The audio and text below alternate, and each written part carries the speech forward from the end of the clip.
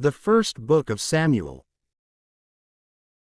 There was a certain man from Ramah of Zophim, on Mount Ephraim, and his name was Elkanah, the son of Jeroham, the son of Elihu, the son of Tohu, the son of Zuph, an Ephraimite. And he had 2 wives. The name of one was Hannah, and the name of the second was Peninnah. And Peninnah had sons, but Hannah did not have children. And this man went up from his city, on the established days, so that he might adore and sacrifice to the Lord of hosts at Shiloh. Now the 2 sons of Eli, Hophni and Phinehas, priests of the Lord, were in that place. Then the day arrived, and Elkanah immolated. And he gave portions to his wife Peninnah, and to all her sons and daughters. But to Hannah he gave 1 portion with sorrow. For he loved Hannah, but the Lord had closed her womb. And her rival afflicted her and vehemently distressed her, to a great extent, for she rebuked her that the Lord had closed her womb. And she did so every year, when the time returned for them to ascend to the temple of the Lord.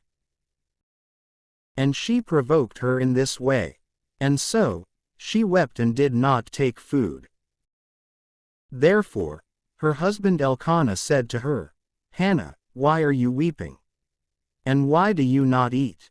And for what reason do you afflict your heart? Am I not better to you than 10 sons? And so, after she ate and drank at Shiloh, Hannah rose up. And Eli, the priest, was sitting on the seat before the door of the temple of the Lord. And since Hannah was bitter in soul, she prayed to the Lord, weeping greatly. And she made a vow, saying, O Lord of hosts, if, in looking with favor, you will see the affliction of your servant and will remember me, and will not forget your handmaid, and if you will give to your servant a male child, then I will give him to the Lord all the days of his life. And no razor shall pass over his head. Then it happened that, while she multiplied prayers before the Lord, Eli observed her mouth. For Hannah was speaking in her heart, and only her lips moved, and her voice was barely heard. Therefore, Eli considered her to be drunk, and so he said to her, How long will you be inebriated? You should take only a little wine, but instead you are drenched. Responding, Hannah said, By no means, my lord.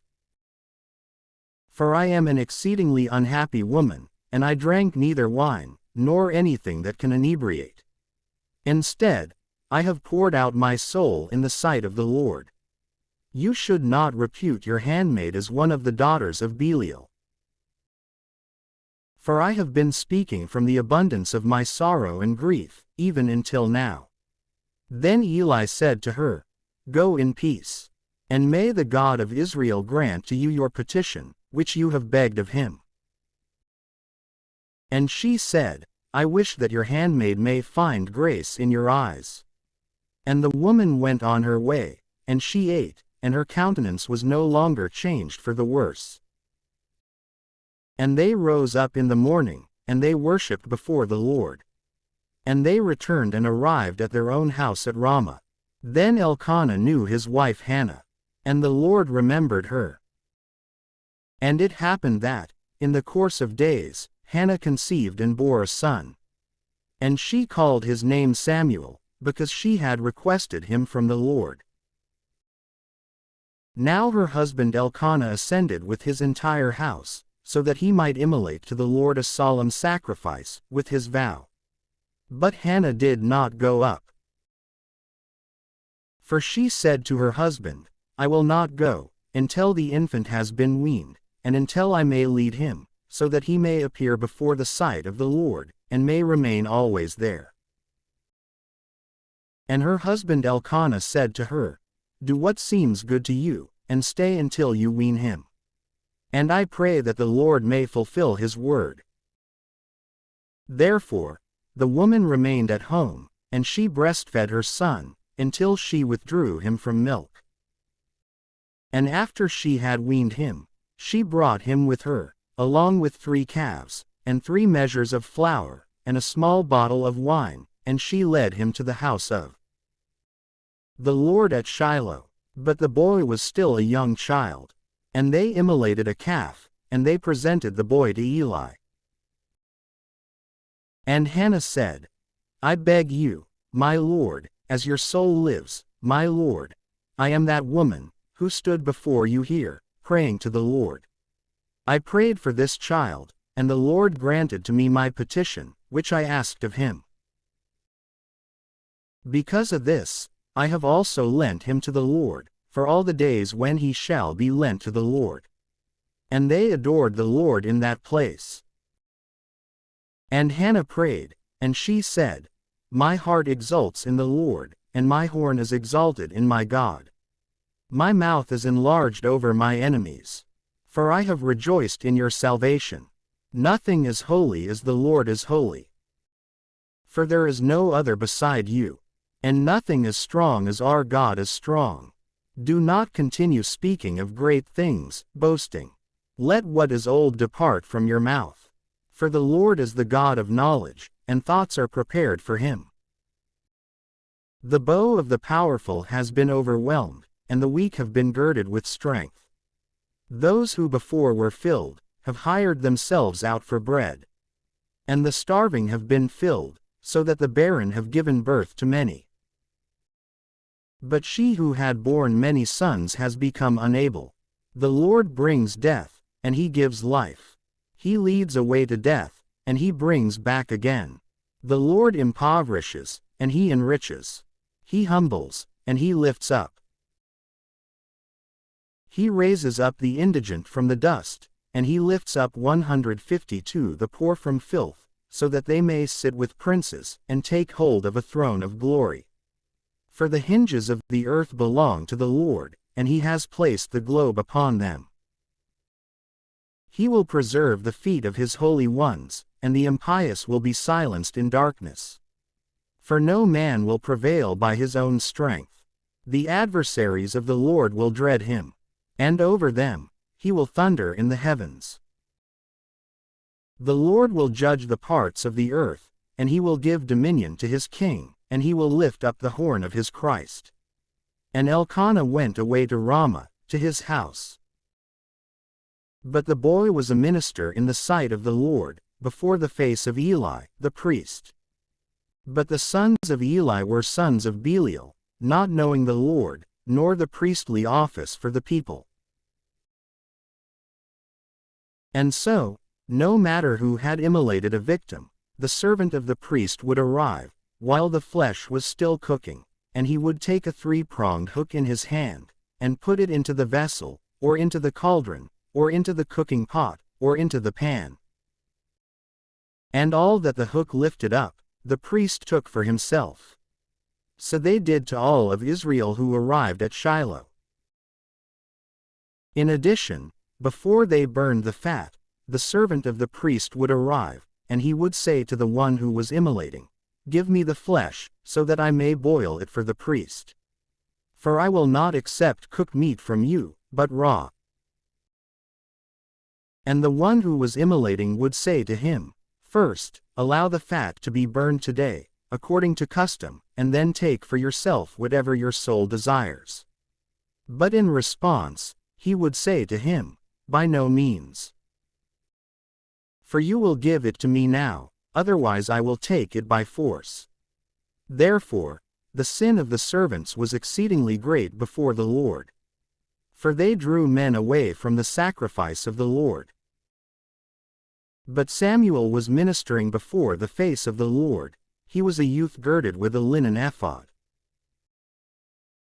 And his mother fashioned a little tunic for him, which she brought to him on the appointed days, ascending with her husband, so that he might immolate the solemn sacrifice. And Eli blessed Elkanah and his wife. And he said to him, May the Lord repay to you offspring from this woman, on behalf of the loan that you offered to the Lord. And they went away to their own place. Then the Lord visited Hannah, and she conceived and bore 3 sons and 2 daughters. And the youth Samuel was magnified with the Lord. Now Eli was very old, and he heard all that his sons were doing to all of Israel, and how they were sleeping with the women who were waiting at the door of the tabernacle. And he said to them, "Why are you doing these kinds of things, very wicked things, that I have heard from all the people? My sons, do not be willing. For it is no good report that I am hearing, so that you would cause the people of the Lord to transgress. If a man has sinned against a man, God may be able to be appeased over him. But if a man has sinned against the Lord, who will pray for him?" But they did not listen to the voice of their father, that the Lord was willing to kill them. But the youth Samuel advanced, and grew up, and he was pleasing to the Lord, as well as to men. Then a man of God went to Eli, and he said to him, "Thus says the Lord, was I not revealed openly to the house of your father, when they were in Egypt in the house of Pharaoh? And I chose him out of all the tribes of Israel for myself as priest, so that he might ascend to my altar, and burn incense to me, and wear the ephod before me. And I gave to the house of your father all the sacrifices of the sons of Israel. Why have you kicked away my victims and my gifts, which I instructed to be offered in the temple? And why have you given more honor to your sons than to me, so that you eat the first fruits of every sacrifice of my people Israel? Because of this, the Lord God of Israel says, I have spoken clearly, so that your house, and the house of your father, may minister in my sight, even forever.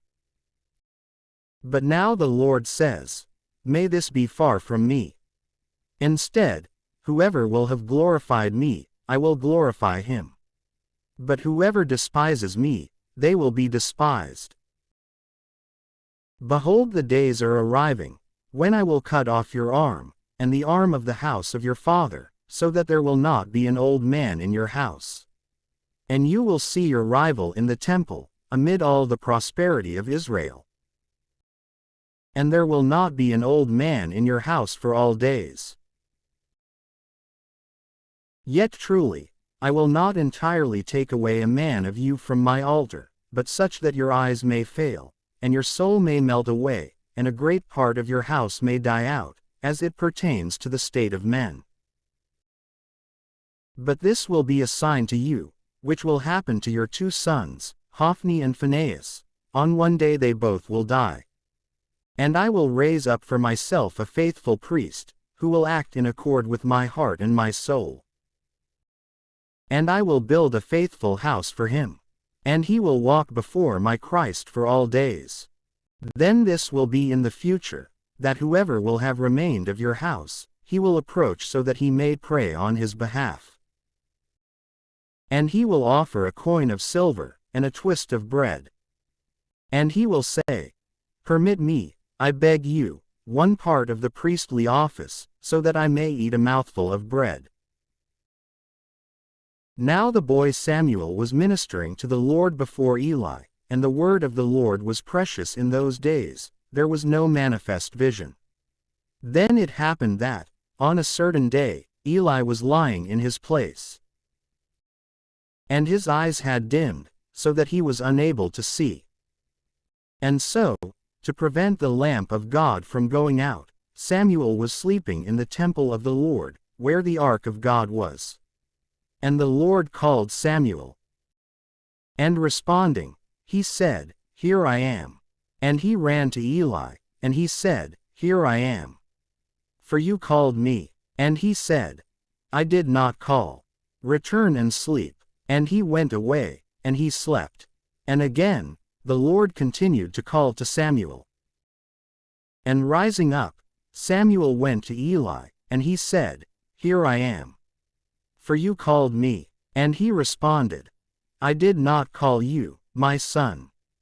Return and sleep. Now Samuel did not yet know the Lord, and the word of the Lord had not been revealed to him.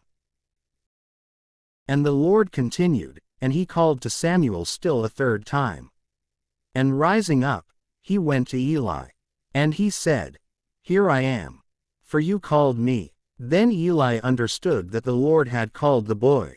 And he said to Samuel, "Go and sleep.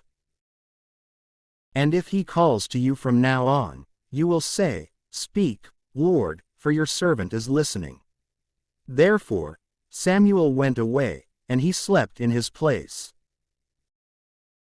And the Lord came, and stood, and he called, just as he had called the other times, "Samuel, Samuel." And Samuel said, "Speak, Lord, for your servant is listening." And the Lord said to Samuel, "Behold, I am accomplishing a word in Israel. Whoever will hear about it, both his ears will ring. In that day, I will raise up against Eli all the things that I have spoken over his house. I will begin, and I will finish. For I have foretold to him 153 that I will judge his house unto eternity, because of iniquity. For he had known that his sons acted shamefully, and he did not chastise them. For this reason, I have sworn to the house of Eli that the iniquity of his house will not be expiated, with victims or with gifts, even forever." Then Samuel slept until morning, and he opened the doors of the house of the Lord. And Samuel was afraid to tell the vision to Eli. Then Eli called Samuel, and he said, "Samuel, my son." And responding, he said, "I am here." And he questioned him, "What is the word that the Lord has spoken to you? I beg you that you may not conceal it from me. May God do these things to you, and may he add these other things, if you hide from me one word out of all the things that were told to you." And so, Samuel revealed to him all the words, and he did not hide them from him. And he responded, "He is the Lord. May he do what is good in his own eyes." And Samuel grew up, and the Lord was with him, and not one of his words fell to the ground. And all of Israel, from Dan even to Beersheba, knew Samuel to be a faithful prophet of the Lord.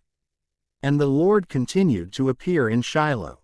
For the Lord had revealed himself to Samuel at Shiloh, according to the word of the Lord. And the word about Samuel went forth to all of Israel. And it happened that, in those days, the Philistines assembled to fight. And Israel went out to meet the Philistines in battle, and he made camp beside the stone of assistance. But the Philistines went to Aphek, and they positioned their troops against Israel. Then, when the conflict began, Israel turned his back to the Philistines.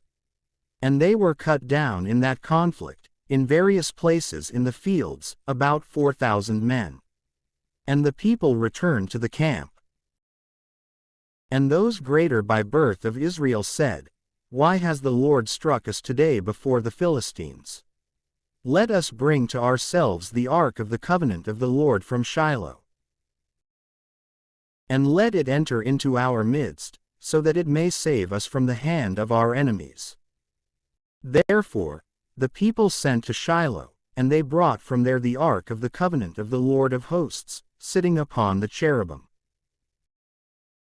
And the two sons of Eli, Hophni and Phinehas, were with the ark of the covenant of God.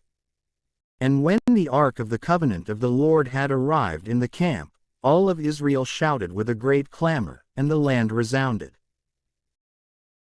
And the Philistines heard the voice of the clamor, and they said, "What is this voice of a great clamor in the camp of the Hebrews?"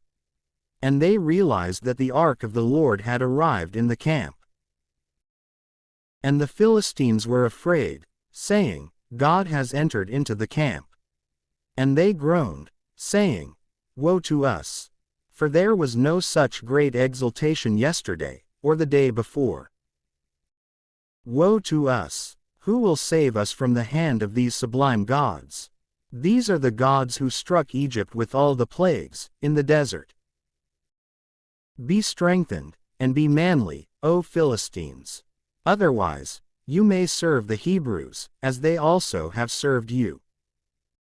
Be strengthened and wage war." Therefore, the Philistines fought, and Israel was cut down, and each one fled to his own tent. And an exceedingly great slaughter occurred, and 30,000 foot soldiers from Israel fell. And the ark of God was captured. Also, the two sons of Eli, Hophni and Phinehas, died. Now a man of Benjamin, rushing from the troops, arrived at Shiloh on the same day, with his clothing torn, and with his head sprinkled with dust. And when he had arrived, Eli was sitting on a seat opposite the way, gazing out. For his heart was fearful on behalf of the ark of God. Then, after this man entered the city, he announced it to the city. And the entire city wailed. And Eli heard the sound of the outcry, and he said, "What is this sound, this tumult?" And the man hurried, and he went and announced it to Eli. Now Eli was 98 years old, and his eyes had dimmed, so that he was not able to see. And he said to Eli, "I am the one who came from the battle. And it is I who fled from the troops today." And he said to him, "What has happened, my son?" And responding, the man reported and said, "Israel has fled before the Philistines. And a great ruin has happened to the people. Moreover, your two sons, Hophni and Phinehas, also have died. And the ark of God has been captured." And when he had named the ark of God, he fell from the seat backwards, toward the door, and, having broken his neck, he died.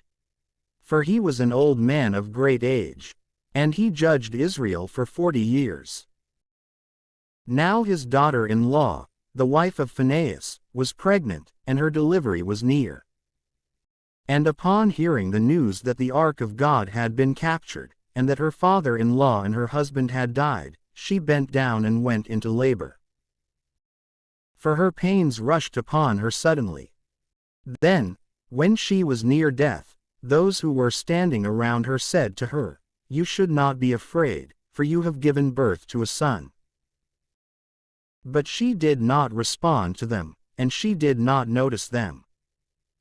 And she called the boy Ichabod, saying, "The glory of Israel has been taken away, because the ark of God was captured, and because of her father-in-law and her husband." And she said, "The glory has been taken away from Israel, because the ark of God had been captured." Then the Philistines took the ark of God, and they transported it from the stone of assistance into Ashdod. And the Philistines took the ark of God, and carried it into the temple of Dagon. And they stationed it beside Dagon. And when the Ashdodites had risen up at first light on the next day, behold, Dagon was lying prone on the ground before the ark of the Lord. And they took Dagon, and they set him again in his place. And again, on the next day, rising up in the morning, they found Dagon lying on his face upon the ground, before the ark of the Lord. But the head of Dagon, and both palms of his hands had been cut off upon the threshold. Moreover, only the trunk of Dagon remained in its place. For this reason, the priests of Dagon, and all who enter his temple, do not tread upon the threshold of Dagon in Ashdod, even to this day. Now the hand of the Lord weighed heavily upon the Ashdodites, and he destroyed them. And he struck Ashdod and its borders at the inner part of the buttocks. And in the villages and fields, in the midst of that region, mice rose up and burst forth. And this caused a great tumult unto death in the city. Then the men of Ashdod, seeing this kind of plague, said, "The ark of the God of Israel shall not remain with us. For his hand is harsh, over us and over Dagon, our God." And sending, they gathered together all the princes of the Philistines to them, and they said, "What shall we do about the ark of the God of Israel?" And the Gathites responded, "Let the ark of the God of Israel be led around." And they led the ark of the God of Israel around. And 154 as they were carrying it around, the hand of the Lord fell upon every single city with an exceedingly great slaughter. And he struck down the men of each and every city, from the small even to the great. And cysts were festering at their buttocks. And the Gathites took counsel, and they made for themselves seat covers from pelts. Therefore, they sent the ark of God into Ekron. And when the ark of God had arrived at Ekron, the Ekronites cried out, saying, They have brought the ark of the God of Israel to us, so that it may kill us and our people. And so they sent and gathered together all the princes of the Philistines, and they said, Release the ark of the God of Israel, and return it to its own place. And let it not kill us, with our people. For the fear of death fell upon every single city, and the hand of God was very heavy. Also, the men who did not die were being afflicted in the inner part of the buttocks. And the wailing of each city was ascending to heaven. Now the ark of the Lord was in the region of the Philistines for 7 months. And the Philistines called for the priests and the diviners, saying, What shall we do with the ark of the Lord? Reveal to us in what manner we should send it back to its place. And they said, If you send back the ark of the God of Israel, do not choose to release it empty.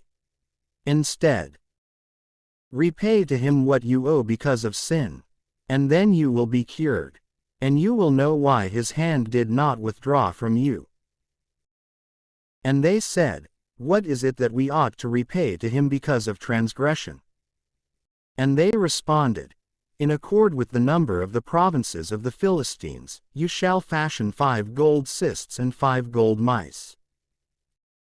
For the same plague has been upon all of you and your princes. And you shall fashion a likeness of your cysts and a likeness of the mice, which have destroyed the land. And so shall you give glory to the God of Israel, so that perhaps he may lift off his hand from you, and from your gods, and from your land. Why have you hardened your hearts, just as Egypt and Pharaoh hardened their hearts? After he was struck, did he not then release them, and they went away? Now therefore, fashion and take a new cart, with 2 cows that have given birth, but on which no yoke has been imposed. And yoke them to the cart, but retain their calves at home. And you shall take the ark of the Lord, and you shall place it upon the cart, with the articles of gold that you have paid to him on behalf of transgression. You shall place these in a little box at its side, and release it, so that it may go. And you shall watch. And if, indeed, it ascends by the way of his own parts, toward Beth Shemesh, then he has done this great evil to us. But if not, then we shall know that it is by no means his hand that has touched us, but instead it happened by chance. Therefore, they did it in this way. And taking 2 cows that were feeding calves, they yoked them to the cart, and they enclosed their calves at home. And they placed the ark of God upon the cart, with the little box that held the gold mice and the likenesses of the cysts. But the cows went directly along the way that leads to Beth Shemesh. And they advanced only in one direction, lowing as they went. And they did not turn aside, neither to the right, nor to the left. Moreover, the princes of the Philistines followed them, as far as the borders of Bethshemesh. Now the Bethshemeshites were harvesting wheat in the valley, and lifting up their eyes, they saw the ark, and they were glad when they had seen it. And the cart went into the field of Joshua, a Bethshemeshite, and it stood still there. Now in that place was a great stone, and so they cut up the wood of the cart, and they placed the cows upon it as a holocaust to the Lord. But the Levites took down the ark of God, and the little box that was at its side, in which were the articles of gold, and they placed them upon the great stone. Then the men of Beth Shemesh offered holocausts and immolated victims, on that day, to the Lord. And the 5 princes of the Philistines saw, and they returned to Ekron on the same day. Now these are the gold cists, which the Philistines repaid to the Lord for transgression: for Ashdod 1, for Gaza 1, for Ashkelon 1, for Gath 1, for Ekron 1. And there were gold mice, according to the number of the cities of the Philistines, of the 5 provinces, from the fortified city to the village that was without a wall, and even to the great stone upon which they placed the ark of the Lord, which was, at last in that day, in the field of Joshua, the Beth-Shemeshite. Then he struck down some of the men of Bethshemesh, because they had seen the ark of the Lord. And he struck down some of the people, 70 men, and 50,000 of the common people. And the people lamented, because the Lord had struck the people with a great slaughter. And the men of Beth-Shemesh said, Who will be able to stand in the sight of the Lord, this holy God? And who will ascend to him from us? And they sent messengers to the inhabitants of Kiriath-Jearim, saying, The Philistines have returned the ark of the Lord.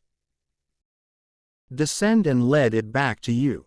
Then the men of Kiriath-Jearim arrived, and they led away the ark of the Lord. And they brought it into the house of Abinadab, in Gibeah. Then they sanctified Eleazar, his son, so that he might care for the ark of the Lord. And it happened that, from that day, the ark of the Lord remained in Kiriath-Jearim. And the days were multiplied, for it was now the 20th year, and all the house of Israel rested, following the Lord. Then Samuel spoke to the entire house of Israel, saying, If you would return to the Lord with your whole heart, take away strange gods from among you, the Baals and Ashtoreth, and prepare your hearts for the Lord, and serve him alone. And he will rescue you from the hand of the Philistines. Therefore, the sons of Israel took away the Baals and Ashtoreth, and they served the Lord alone. And Samuel said, Gather all of Israel at Mizpah, so that I may pray for you to the Lord. And they convened at Mizpah. And they drew water, and they poured it out in the sight of the Lord. And on that day they fasted, and in that place they said, We have sinned against the Lord. And Samuel judged the sons of Israel at Mizpah. And the Philistines heard that the sons of Israel had gathered together at Mizpah. And the princes of the Philistines ascended against Israel. And when the sons of Israel had heard this, they were afraid before the face of the Philistines. And they said to Samuel, May you not cease to cry out to the Lord our God on our behalf, so that he may save us from the hand of the Philistines. Then Samuel took one suckling lamb, and he offered it whole, as a holocaust to the Lord. And Samuel cried out to the Lord on behalf of Israel, and the Lord heeded him. Then it happened that, while Samuel was offering the 155 holocaust, the Philistines began the battle against Israel. But the Lord thundered with a great crash, on that day, over the Philistines, and he terrified them, and they were cut down before the face of Israel. And the men of Israel, departing from Mizpah, pursued the Philistines, and they struck them down as far as the place which was below Bethkar. Then Samuel took a single stone, and he placed it between Mizpah and Shen. And he called the name of this place, the stone of assistance. And he said, For in this place the Lord gave assistance to us. And the Philistines were humbled, and they no longer drew near, so that they might enter into the borders of Israel. And so, the hand of the Lord was over the Philistines during all the days of Samuel. And the cities that the Philistines had taken from Israel were restored to Israel, from Ekron as far as Gath, with their borders. And he freed Israel from the hand of the Philistines. And there was peace between Israel and the Amorites. And Samuel judged Israel all the days of his life. And he went each year, traveling around to Bethel, and to Gilgal, and to Mizpah, and he judged Israel in the above stated places. And he returned to Ramah. For his house was there, and he judged Israel there. And then he built an altar to the Lord there. And it happened that, when Samuel had become old, he appointed his sons as judges over Israel. Now the name of his firstborn son was Joel, and the name of the second was Abijah, judges at Beersheba. But his sons did not walk in his ways. Instead, they turned aside, pursuing avarice. And they accepted bribes, and they perverted judgment. Therefore, all those greater by birth of Israel, having gathered together, went to Samuel at Ramah. And they said to him, Behold, you are elderly, and your sons do not walk in your ways. Appoint for us a king, so that he may judge us, just as all the nations have. And the word was displeasing in the eyes of Samuel, for they had said, Give us a king to judge us. And Samuel prayed to the Lord. Then the Lord said to Samuel, Listen to the voice of the people in all that they are saying to you. For they have not rejected you, but me, lest I reign over them. In accord with all their works, which they have done from the day when I led them away from Egypt, even to this day, just as they have forsaken me, and served foreign gods, so now they also do to you. Now therefore, hear their voice. Yet truly, testify to them and foretell to them the rights of the king who will reign over them. And so, Samuel told all the words of the Lord to the people, who had petitioned a king from him. And he said, This will be the right of the king who will have authority over you. He will take your sons, and place them in his chariots. And he will make them his horsemen and his runners before his 4-horse chariots. And he will appoint them to be his tribunes and centurions, and the plowmen of his fields, and the harvesters of the grain, and the makers of his weapons and chariots. Likewise, your daughters he will take for himself as makers of ointments, and as cooks and bakers. Also, he will take your fields, and your vineyards, and your best olive groves, and he will give them to his servants. Moreover, he will take 1/10 of your grain and of the results of your vineyards, so that he may give these to his eunuchs and servants. Then, too, he will take your servants, and handmaids, and your best young men, and your donkeys, and he will set them to his work. Also, he will take 1/10 of your flocks, and you will be his servants. And you will cry out, in that day, from the face of the king, whom you have chosen for yourselves. And the Lord will not heed you, in that day, for you requested a king for yourselves. But the people were not willing to listen to the voice of Samuel. Instead, they said, By no means. For there shall be a king over us, and we shall be just like all the Gentiles. And our king will judge us, and he will go out before us, and he will fight our wars for us. And Samuel heard all the words of the people, and he spoke them to the ears of the Lord. Then the Lord said to Samuel, Listen to their voice, and appoint a king over them. And Samuel said to the men of Israel, Let each one go to his own city. Now there was a man of Benjamin, whose name was Kish, the son of Abiel, the son of Zerah, the son of Bechorath, the son of Aphiah, the son of a man of Benjamin, strong and robust.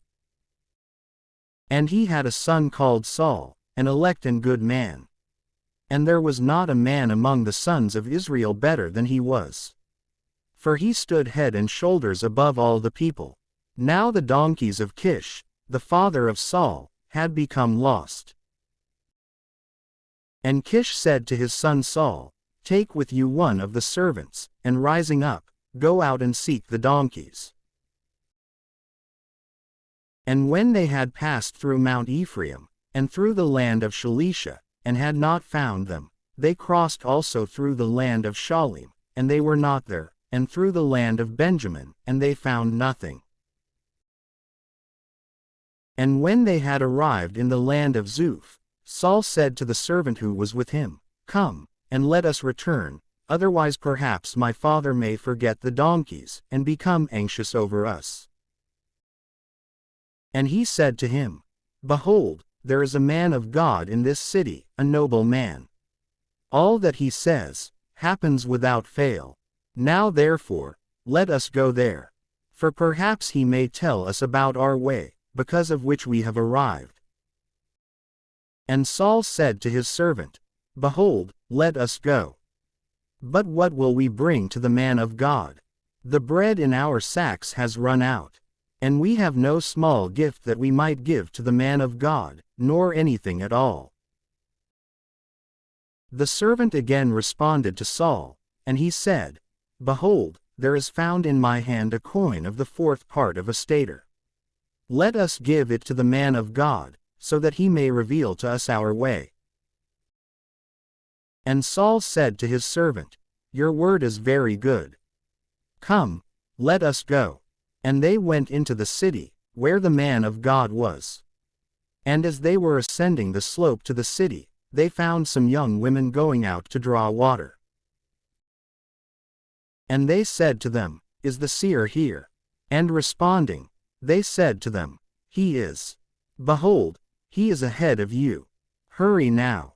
For he came into the city today, since there is a sacrifice for the people today, on the high place.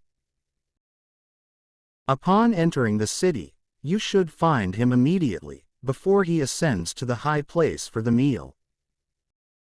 And the people will not eat until he has arrived. For he blesses the victim, and thereafter those who were called will eat. Now therefore, go up, for you will find him today. And they ascended into the city. And as they were walking in the midst of the city, 156 Samuel appeared, advancing to meet them, so that he might ascend to the high place. Now the Lord had revealed to the ear of Samuel, one day before Saul had arrived, saying, Tomorrow, at the same hour that it is now, I will send to you a man from the land of Benjamin. And you shall anoint him to be the leader over my people Israel. And he will save my people from the hand of the Philistines. For I have looked with favor upon my people, because their outcry has reached me. And when Samuel had caught sight of Saul, the Lord said to him, Behold, the man about whom I spoke to you. This one shall rule over my people. Then Saul drew near to Samuel, at the middle of the gate, and he said, Tell me, I beg you, where is the house of the seer? And Samuel responded to Saul, saying, I am the seer. Ascend before me to the high place, so that you may eat with me today. And I will send you away in the morning, and I shall reveal to you everything that is in your heart. And concerning the donkeys, which were lost the day before yesterday, you should not be anxious, for they have been found. And all the best things of Israel, for whom should they be? Will they not be for you and for all your father's house? And responding, Saul said, Am I not a son of Benjamin, the least tribe of Israel, and are not my kindred the last among all the families from the tribe of Benjamin? So then, why would you speak this word to me? And so Samuel, taking Saul and his servant, brought them into the dining room, and he gave them a place at the head of those who had been invited. For there were about 30 men. And Samuel said to the cook, Present the portion that I gave to you, and which I instructed you to set apart beside you. Then the cook lifted up the shoulder, and he placed it before Saul. And Samuel said, Behold, what remains, set it before you and eat. For it was preserved for you intentionally, when I called the people. And Saul ate with Samuel on that day. And they descended from the high place into the town, and he spoke with Saul in the upper room. And he set out a bed for Saul in the upper room, and he slept. And when they had risen in the morning, and it now began to be light, Samuel called to Saul in the upper room, saying, Rise up, so that I may send you on. And Saul rose up, and they both departed, that is to say, he and Samuel. And as they were descending to the very limit of the city, Samuel said to Saul, Tell the servant to go ahead of us, and to continue on. But as for you, stay here a little while, so that I may reveal the word of the Lord to you. Then Samuel took a little vial of oil, and poured it on his head. And he kissed him, and said, Behold, the Lord has anointed you as first ruler over his inheritance. And you shall free his people from the hands of their enemies, who are all around them. And this shall be a sign for you that God has anointed you as ruler. When you will have departed from me this day, you will find 2 men beside the sepulchre of Rachel, in the parts of Benjamin to the south. And they will say to you, The donkeys have been found, which you had been seeking as you traveled. And your father, forgetting about the donkeys, has been anxious for you, and he says, What shall I do about my son? And when you will have departed from there, and will have traveled farther, and will have arrived at the oak of Tabor, in that place 3 men, who are going up to God at Bethel, will find you. One will be bringing 3 young goats, and another 3 loaves of bread, and another will be carrying a bottle of wine. And when they will have greeted you, they will give you 2 loaves. And you shall accept these from their hand. After these things, you shall arrive at the hill of God, where the garrison of the Philistines is. And when you will have entered the city there, you will meet a company of prophets, descending from the high place, with a psaltery, and a timbrel, and a pipe, and a harp before them, and they will be prophesying. And the Spirit of the Lord will spring up within you, and you shall prophesy with them, and you shall be changed into another man. Therefore, when these signs will have happened to you, do whatever your hand will find, for the Lord is with you. And you shall descend before me into Gilgal, so that you may offer an oblation, and may immolate victims of peace. For 7 days, you shall wait, until I come to you, and reveal to you what you should do. And so, when he had turned his shoulder, so that he might go away from Samuel, God changed him to another heart. And all these signs occurred on that day. And they arrived at the above stated hill, and behold, a group of prophets met him. And the Spirit of the Lord leapt up within him, and he prophesied in their midst. Then all those who had known him yesterday and the day before, seeing that he was with the prophets, and that he was prophesying, said to one another, What is this thing that has happened to the son of Kish? Could Saul also be among the prophets? And one would respond to the other, saying, And who is their father? Because of this, it turned into a proverb, Could Saul also be among the prophets? Then he ceased to prophesy, and he went to the high place. And the uncle of Saul said to him, and to his servant, Where did you go? And they responded, To seek the donkeys. But when we did not find them, we went to Samuel. And his uncle said to him, Tell me what Samuel said to you. And Saul said to his uncle, He told us that the donkeys would be found. But the word about the kingdom, which Samuel had spoken to him, he did not reveal to him. And Samuel called the people together, to the Lord at Mizpah. And he said to the sons of Israel, Thus says the Lord God of Israel, I led Israel away from Egypt, and I rescued you from the hand of the Egyptians, and from the hand of all the kings who were afflicting you. But today you have rejected your God, who alone saved you from all your evils and tribulations. And you have said, By no means. Instead, appoint a king over us. Now therefore, stand in the sight of the Lord, by your tribes and by your families.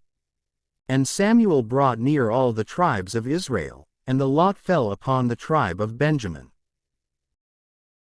And he brought near the tribe of Benjamin, with its families, and the lot fell upon the family of Matri. And then it went to Saul, the son of Kish. Therefore, they sought him, but he was not found. And after these things, they consulted the Lord as to whether he would soon arrive there. And the Lord responded, Behold, he is hidden at home. And so they ran and brought him there. And he stood in the midst of the people, and he was taller than the entire people, from the shoulders upward. And Samuel said to all the people, Certainly, you see the one whom the Lord has chosen, that there is not anyone like him. 157 among all the people. And all the people cried out and said, Long live the king. Then Samuel spoke to the people the law of the kingdom, and he wrote it in a book, and he stored it in the sight of the Lord. And Samuel dismissed all the people, each one to his own house. And then Saul went away to his own house at Gibeah. And a portion of the army, whose hearts had been touched by God, went away with him. Yet the sons of Belial said, How could this one be able to save us? And they despised him, and they brought him no presents. But he pretended not to hear them. And, about a month afterward, it happened that Nahash the Ammonite ascended and began to fight against Jabesh Gilead. And all the men of Jabesh said to Nahash, Consider a pact with us, and we will serve you. And Nahash the Ammonite responded to them, With this will I strike a pact with you, if I may pluck out all your right eyes, and set you as a disgrace against all of Israel. And the elders of Jabesh said to him, Grant us 7 days, so that we may send messengers to all the borders of Israel. And if there is no one who may defend us, we will go out to you. Therefore, the messengers arrived at Gibeah of Saul. And they spoke these words in the hearing of the people. And all the people lifted up their voice and wept. And behold, Saul arrived, following oxen from the field. And he said, What has happened to the people that they would weep? And they explained to him the words of the men from Jabesh. And the Spirit of the Lord rose up within Saul when he had heard these words, and his fury was enraged exceedingly. And taking both the oxen, he cut them into pieces, and he sent them into all the borders of Israel, by the hands of messengers, saying, Whoever will not go out and follow Saul and Samuel, so shall it be done to his oxen. Therefore, the fear of the Lord entered into the people, and they went out like one man. And he took a census of them at Bezek. And there were 300,000 of the sons of Israel. And there were 30,000 of the men of Judah. And they said to the messengers who had arrived, So shall you say to the men who are of Jabesh Gilead, Tomorrow, when the sun will be hot, you shall have salvation. Therefore, the messengers went and announced it to the men of Jabesh, who became joyful. And they said, In the morning, we will go out to you. And you may do whatever you please with us. And it happened that, when the next day had arrived, Saul arranged the people into 3 parts. And he entered into the middle of the camp at the early morning watch, and he struck down the Ammonites until the day grew hot. Then the remainder were dispersed, so much so that not even 2 of them were left together. And the people said to Samuel, Who is the one who said, Should Saul reign over us? Present the men, and we will put them to death. And Saul said, No one shall be killed on this day. For today the Lord has accomplished salvation in Israel. Then Samuel said to the people, Come, and let us go to Gilgal, and let us renew the kingdom there. And all the people traveled to Gilgal. And there they made Saul king, in the sight of the Lord at Gilgal. And there they immolated victims of peace, before the Lord. And there Saul and all the men of Israel rejoiced exceedingly. Then Samuel said to all of Israel, Behold, I have listened to your voice, according to all that you have said to me, and I have appointed a king over you. And now the king advances before you.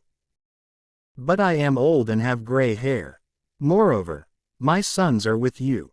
And so, having conversed before you from my youth, even until this day, behold, I am here. Speak about me before the Lord, and before his Christ, as to whether I have taken anyone's ox or donkey, or whether I have falsely accused anyone, or whether I have oppressed anyone, or whether I have accepted a bribe from the hand of anyone, and I will repudiate the same, this day. And I will restore it to you. And they said, You have not falsely accused us, nor oppressed us, nor have you taken anything from the hand of anyone. And he said to them, The Lord is a witness against you, and his Christ is a witness this day, that you have not found anything in my hand. And they said, He is the witness.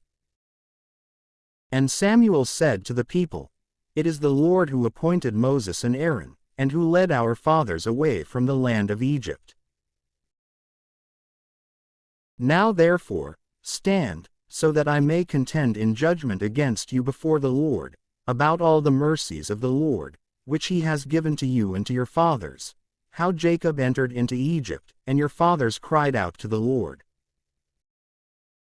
And the Lord sent Moses and Aaron, and he led your fathers away from Egypt, and he transferred them to this place. But they forgot the Lord their God, and so he delivered them into the hand of Sisera, master of the army of Hazor, and into the hand of the Philistines, and into the hand of the king of Moab. And they fought against them. But afterward, they cried out to the Lord, and they said, We have sinned, because we have forsaken the Lord, and we have served the Baals and Ashtoreth. Now therefore, rescue us from the hand of our enemies, and we will serve you. And the Lord sent Jerubbaal, and Bedan, and Jephthah, and Samuel, and he rescued you from the hand of your enemies all around, and you lived in confidence.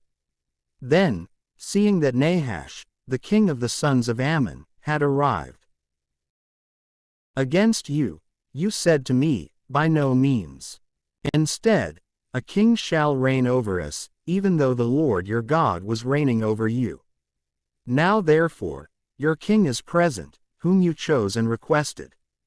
Behold, the Lord has given you a king.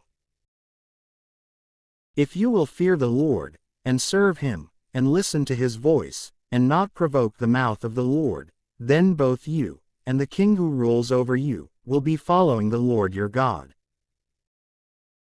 But if you will not listen to the voice of the Lord, but instead you provoke his words, then the hand of the Lord will be over you and over your fathers.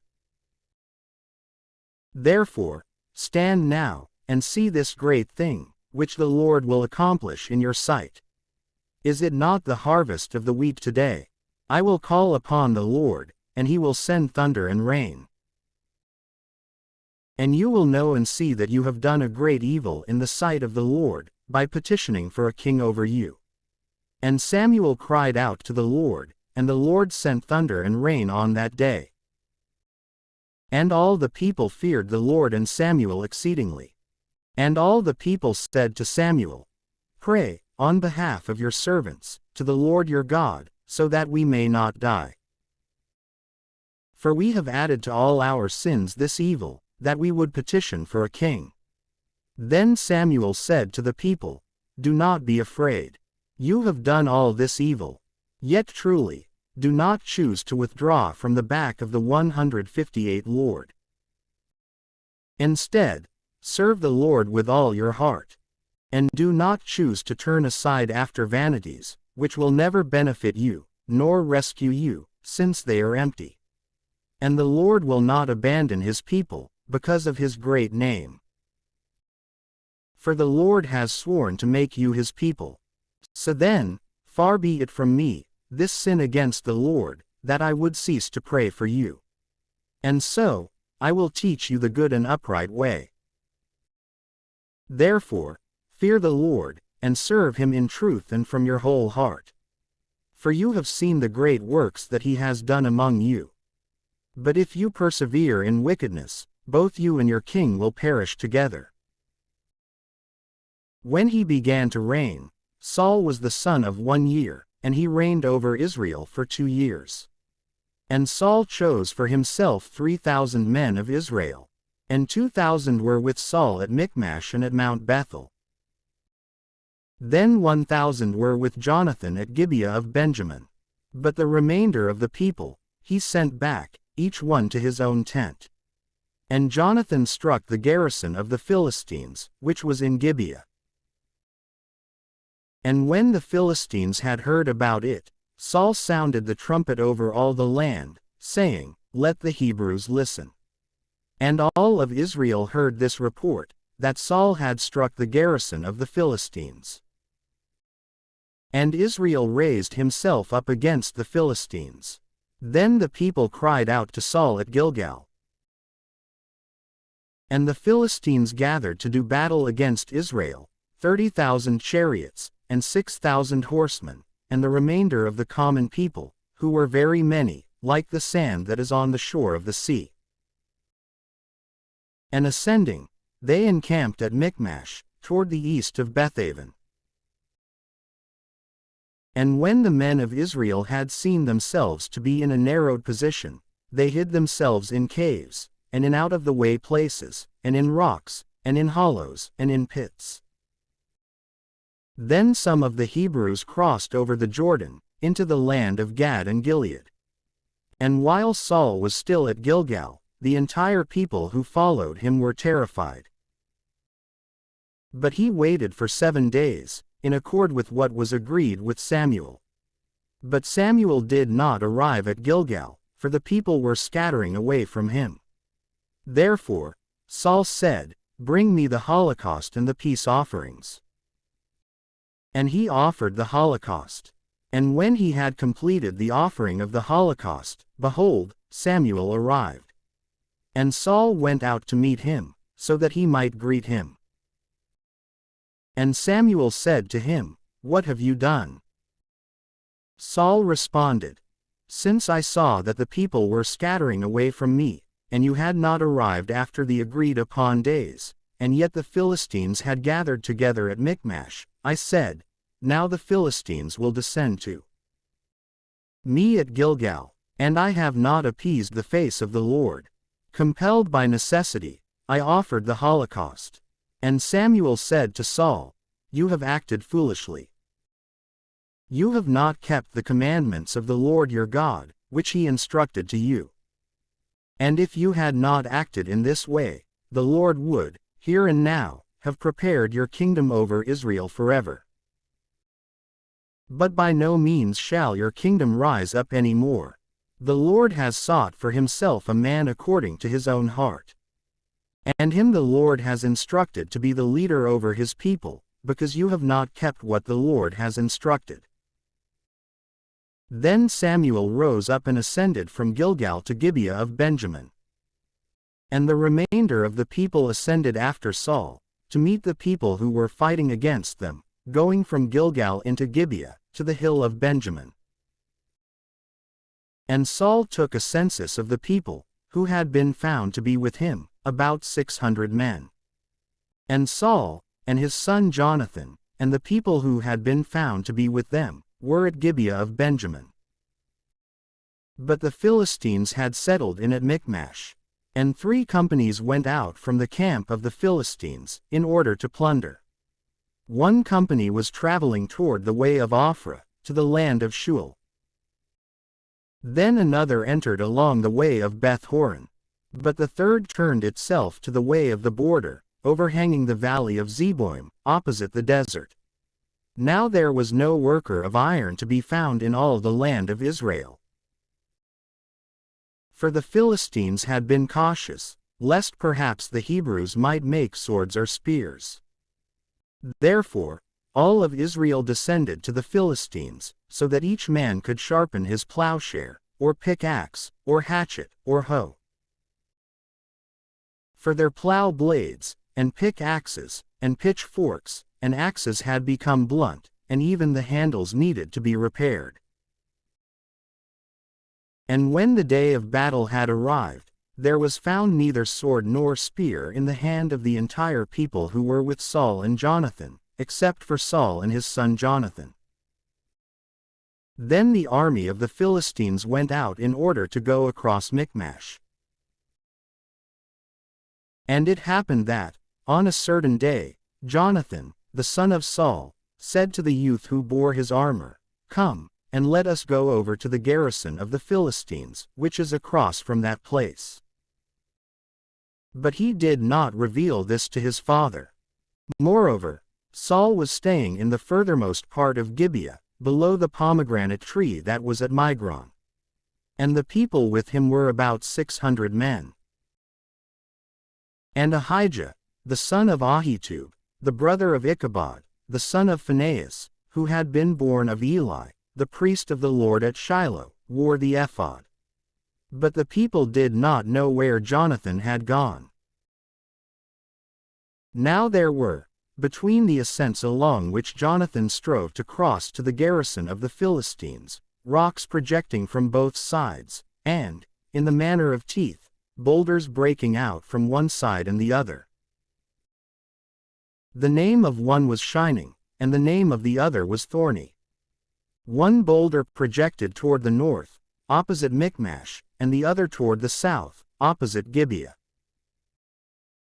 Then Jonathan said to the youth who bore his armor, "Come, let us go across to the garrison of these uncircumcised. And perhaps the Lord may act on our behalf. For it is not difficult for the Lord to save, either by many, or by few." And his armor-bearer said to him, "Do all that is pleasing to your soul. Go wherever you wish, and I will be with you, wherever you will choose." And Jonathan said, "Behold, we will cross over to these men. And when we will be seen by them, if they have spoken to us in this way, stay until we come to you, let us stand still in our place, and not ascend to them. But if they will say, Ascend to us, let us ascend. For the Lord has delivered them into our hands. This will be the sign to us." And so, both of them appeared before the garrison of the Philistines.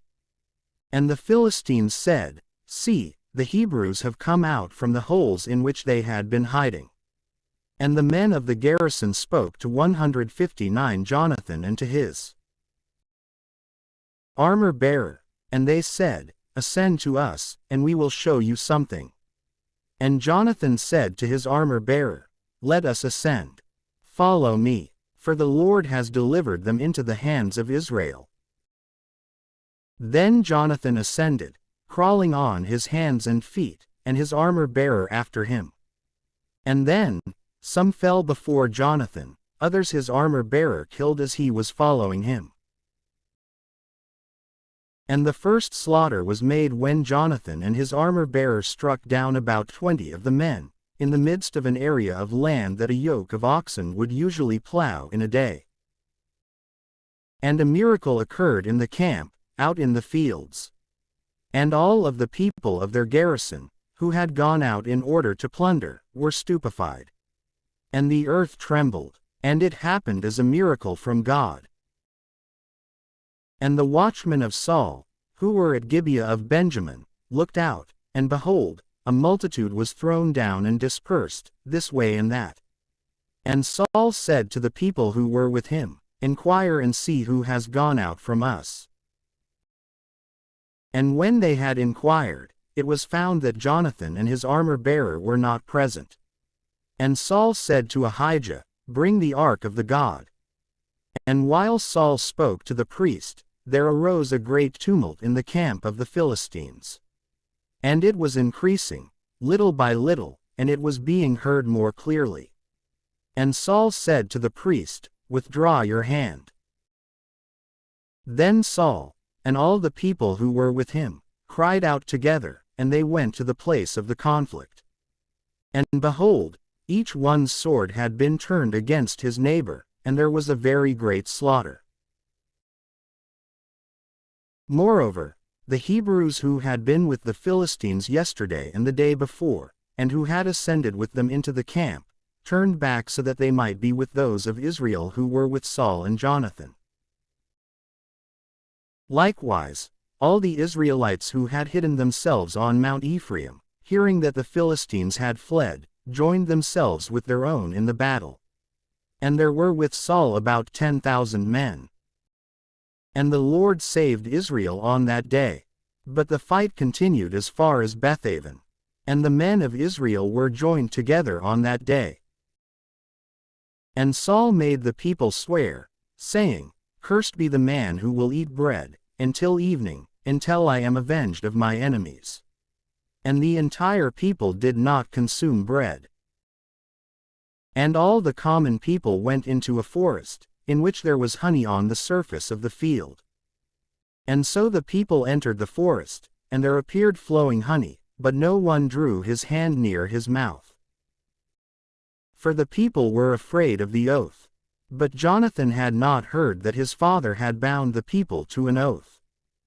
And so he extended the top of the staff that he was holding in his hand, and he dipped it in a honeycomb. And he turned his hand to his mouth, and his eyes were brightened.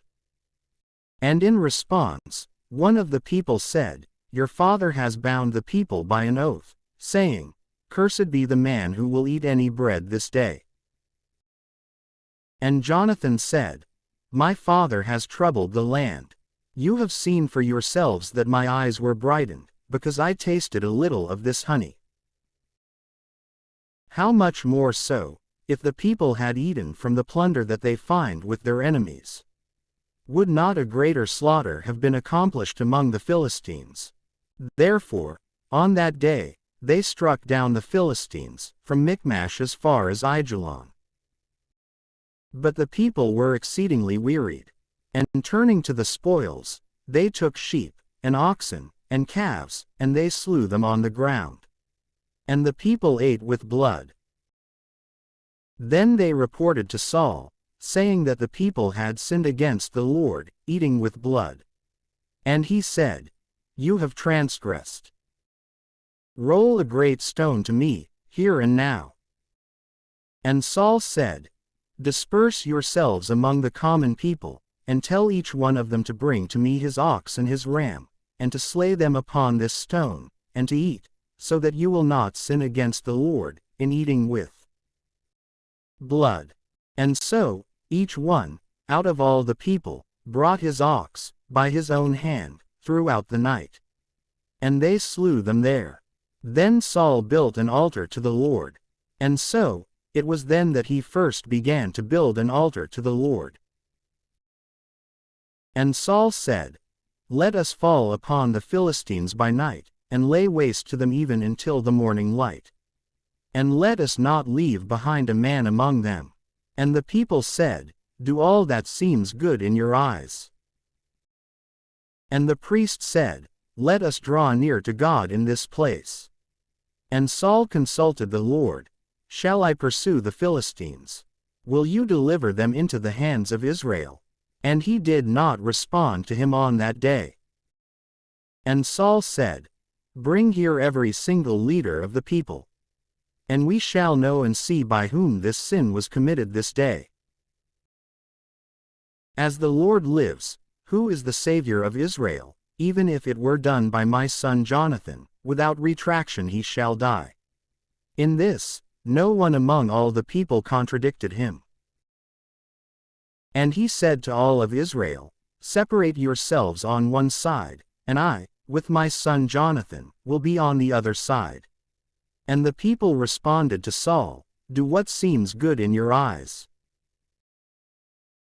And Saul said to the Lord, the God of Israel, O Lord, God of Israel, grant a sign. Why is it that you will not respond to your servant this day? If this iniquity is in me, or in my son Jonathan, grant an indication. Or if this iniquity is in your people, grant a sanctification. And Jonathan and Saul were discovered, but the people were released. And Saul said, "Cast lots between myself and Jonathan, my son." And Jonathan was caught. Then Saul said to Jonathan, "Tell me what you have done." And Jonathan revealed to him, and said, "Truly, I tasted a little honey with the top of the staff that was in my hand. And behold, I shall die." And Saul said, "May God do these things to me, and may he add these other things, for you shall surely die, Jonathan." And the people said to Saul, "Why should Jonathan have to die, who has accomplished this great salvation in Israel? This is wrong. As the Lord lives, not one hair of his head should fall to the ground. For he has wrought with God this day." Therefore, the people freed Jonathan, so that he would not die. And Saul withdrew, and he did not pursue the Philistines. And the Philistines went away to their own places. And Saul, his kingdom having been confirmed over Israel, was fighting against all his enemies on all sides, against Moab, and the sons of Ammon, and Edom, and the kings of Zobah, and the Philistines. And wherever he turned himself, he was successful. And gathering together an army, he struck Amalek. And he rescued Israel from the hand of those who would lay waste to them. Now the sons of Saul were Jonathan, and Ishvi, and Malchishua. And as for the names of his 2 daughters, the name of the 160 firstborn daughter was Merab, and the name of the younger one was Michal. And the name of the wife of Saul was Ahinoam, the daughter of Ahimaaz. And the name of the first ruler of his military was Abner, the son of Ner, the first cousin of Saul. For Kish was the father of Saul, and Ner was the father of Abner, and the son of Abiel. Now there was a powerful war against the Philistines during all the days of Saul. And so, whomever Saul had seen to be a strong man, and fit for battle, he joined him to himself. And Samuel said to Saul, "The Lord sent me, so that I would anoint you as king over his people Israel. Now therefore, listen to the voice of the Lord. Thus says the Lord of hosts, I have taken account of all that Amalek has done to Israel, how he stood against him in the way, when he ascended from Egypt. Now therefore, go and strike Amalek, and demolish all that is his. You shall not spare him, and you shall not covet anything out of the things that are his. Instead, kill from man even to woman, and little ones as well as infants, ox and sheep, camel and donkey." And so, Saul instructed the people, and he numbered them like lambs, 200,000 foot soldiers, and 10,000 men of Judah. And when Saul had arrived as far as the city of Amalek, he placed ambushes at the torrent, and Saul said to the Kenite, "Go away, withdraw, and descend from Amalek. Otherwise, I will include you with him. For you showed mercy to all the sons of Israel, when they ascended from Egypt." And so the Kenite withdrew from the midst of Amalek. And Saul struck down Amalek, from Havilah even until you arrive at Shur, which is opposite the region of Egypt. And he apprehended Agag, the king of Amalek, alive. But all the common people he put to death with the edge of the sword. And Saul and the people spared Agag, and the best of the flocks of sheep, and of the herds, and the garments, and the rams, and all that was beautiful, and they were not willing to destroy them. Yet truly, whatever was vile or worthless, these they demolished. Then the word of the Lord came to Samuel, saying, It displeases me that I have appointed Saul as king. For he has forsaken me, and he has not fulfilled the work of my words. And Samuel was greatly saddened, and he cried out to the Lord all night long. And when Samuel had risen while it was still dark, so that he might go to Saul in the morning. It was reported to Samuel that Saul had arrived at Carmel, and that he had erected for himself a triumphant arch. And, while returning, he had continued on and descended to Gilgal. Therefore, Samuel went to Saul. And Saul was offering a holocaust to the Lord, from the best of the spoils, which he had brought from Amalek. And when Samuel had gone to Saul, Saul said to him, "You are the blessed of the Lord. I have fulfilled the word of the Lord." And Samuel said, "Then what is this voice of the flocks, which resounds in my ears, and of the herds, which I am hearing?" And Saul said, "They have brought these from Amalek." For the people spared the best of the sheep and of the herds, so that they might be immolated to the Lord your God. Yet truly, the remainder we have slain. Then Samuel said to Saul, "Permit me, and I will reveal to you what the Lord has said to me this night." And he said to him, "Speak." And Samuel said, "Was it not when you were little in your own eyes that you were made the head of the tribes of Israel? And the Lord anointed you as king over Israel. And the Lord sent you on the way, and he said, 'Go and put to death the sinners of Amalek. And you shall fight against them, even unto utter annihilation.' Why then, did you not listen to the voice of the Lord? Instead, you turned to the spoils, and you did evil in the eyes of the Lord." And Saul said to Samuel, "On the contrary, I did listen to the voice of the Lord, and I walked in the way along which the Lord sent me, and I led back Agag, the king of Amalek, and I put to death Amalek. But the people took some of the spoils, sheep and oxen, as the firstfruits of those things that were slain, to immolate to the Lord their God at Gilgal." And Samuel said, "Does the Lord want holocausts and victims, and not instead that the voice of the Lord should be obeyed? For obedience is better than sacrifice, and to heed is greater than to offer the fat of rams. Therefore, it is like the sin of paganism to rebel, and it is like the crime of idolatry to refuse to obey. For this reason, therefore, because you have rejected the word of the Lord has also rejected you from being king." And Saul said to Samuel, "I have sinned, for I have transgressed the word of the Lord, and your words, by fearing the people and obeying their voice. But now, I beg you, to bear my sin, and to return with me, so that I may adore the Lord." And Samuel said to Saul, "I will not return with you. For you have rejected the word of the Lord, and the Lord has rejected you from being king over Israel." And Samuel turned away, so that he might depart. But Saul took hold of the edge of his cloak, and it tore. And Samuel said to him, "The Lord has torn the kingdom of Israel away from you this day. And he has delivered it to your neighbor, who is better than you are. Moreover, the one who triumphs within Israel will not spare, and he will not be moved to repentance. For he is not a man, that he should repent." Then he said, "I have sinned. But now, honor me before the elders of my people, and before Israel, and return with me, so that I may adore the Lord your God." Therefore, Samuel turned again after Saul, and Saul adored the Lord.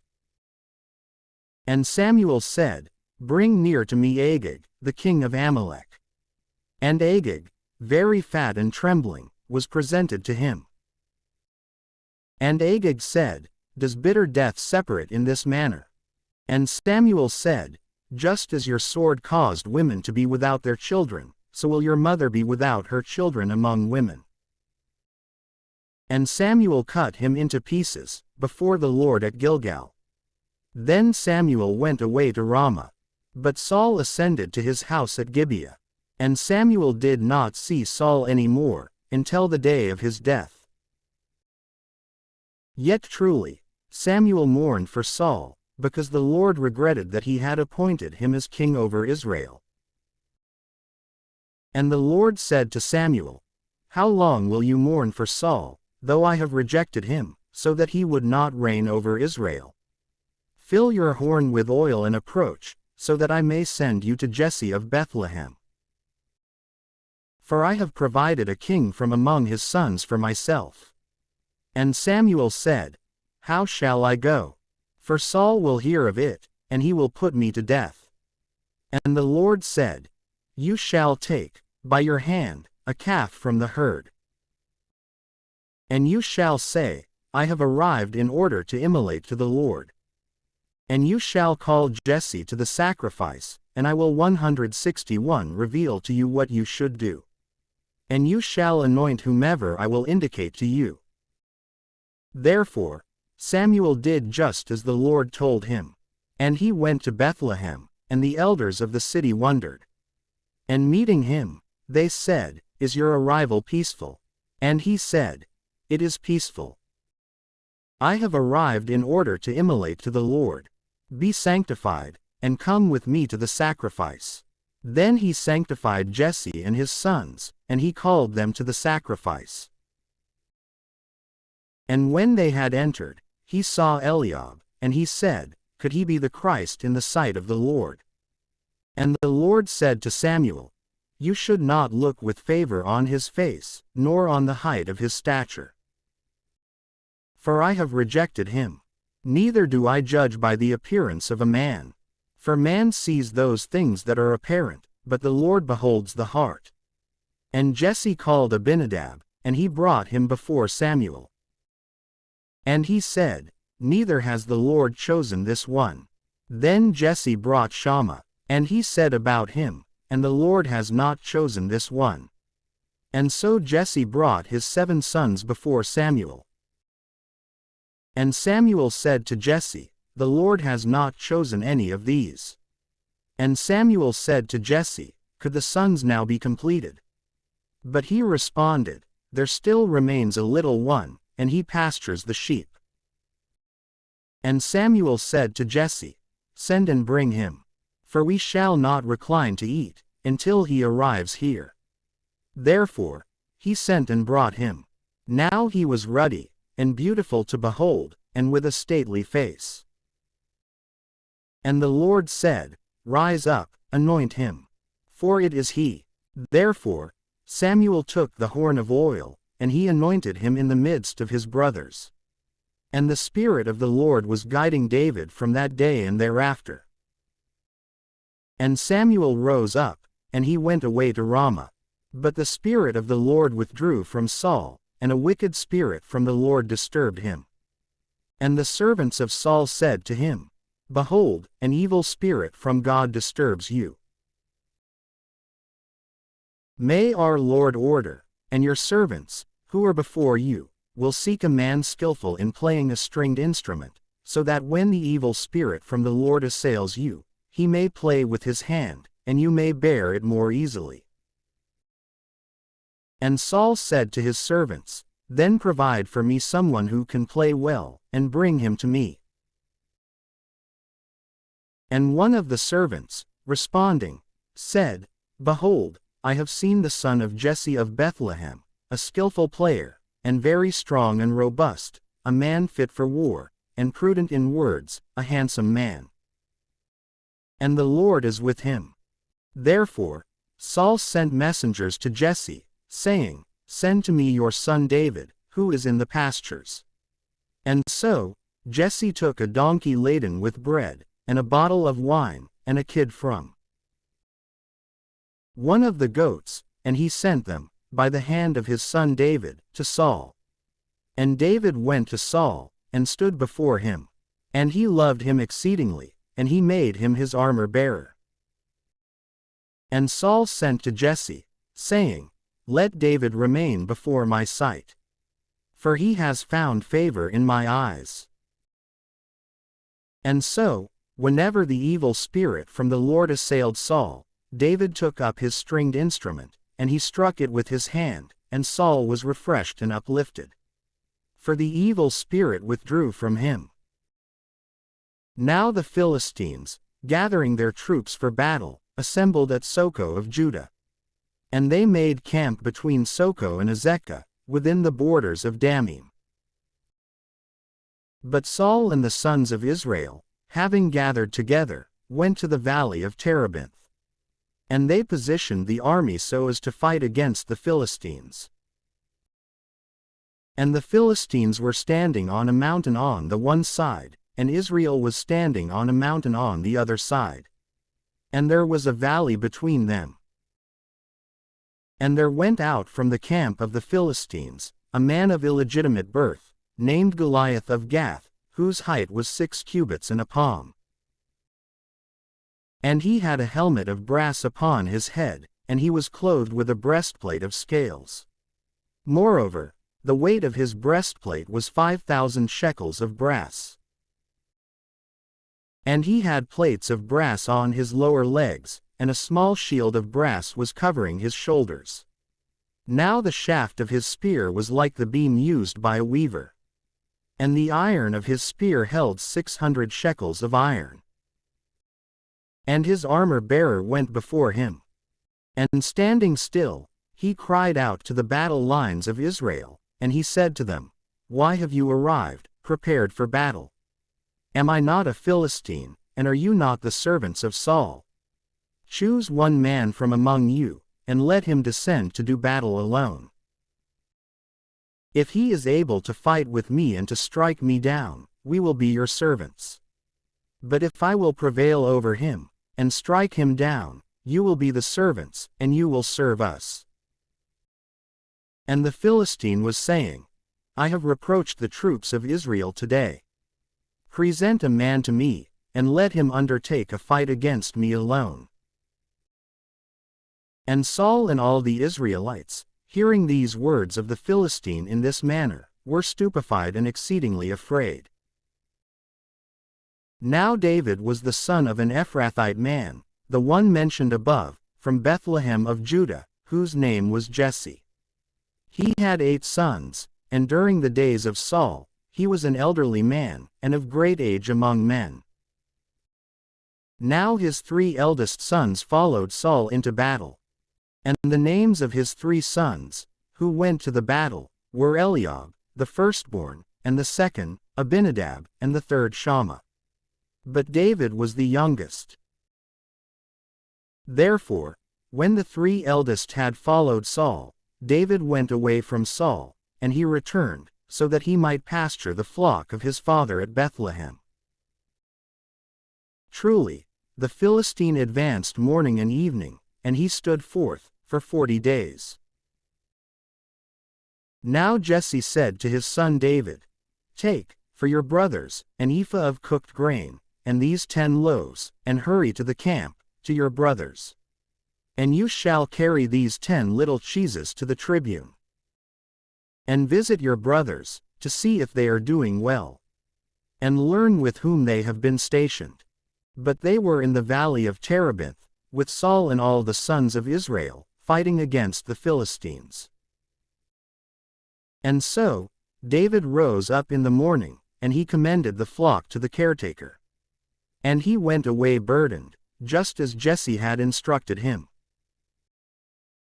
And he went to the place of the battle line, and to the army, which, in going out to fight, was shouting in the conflict.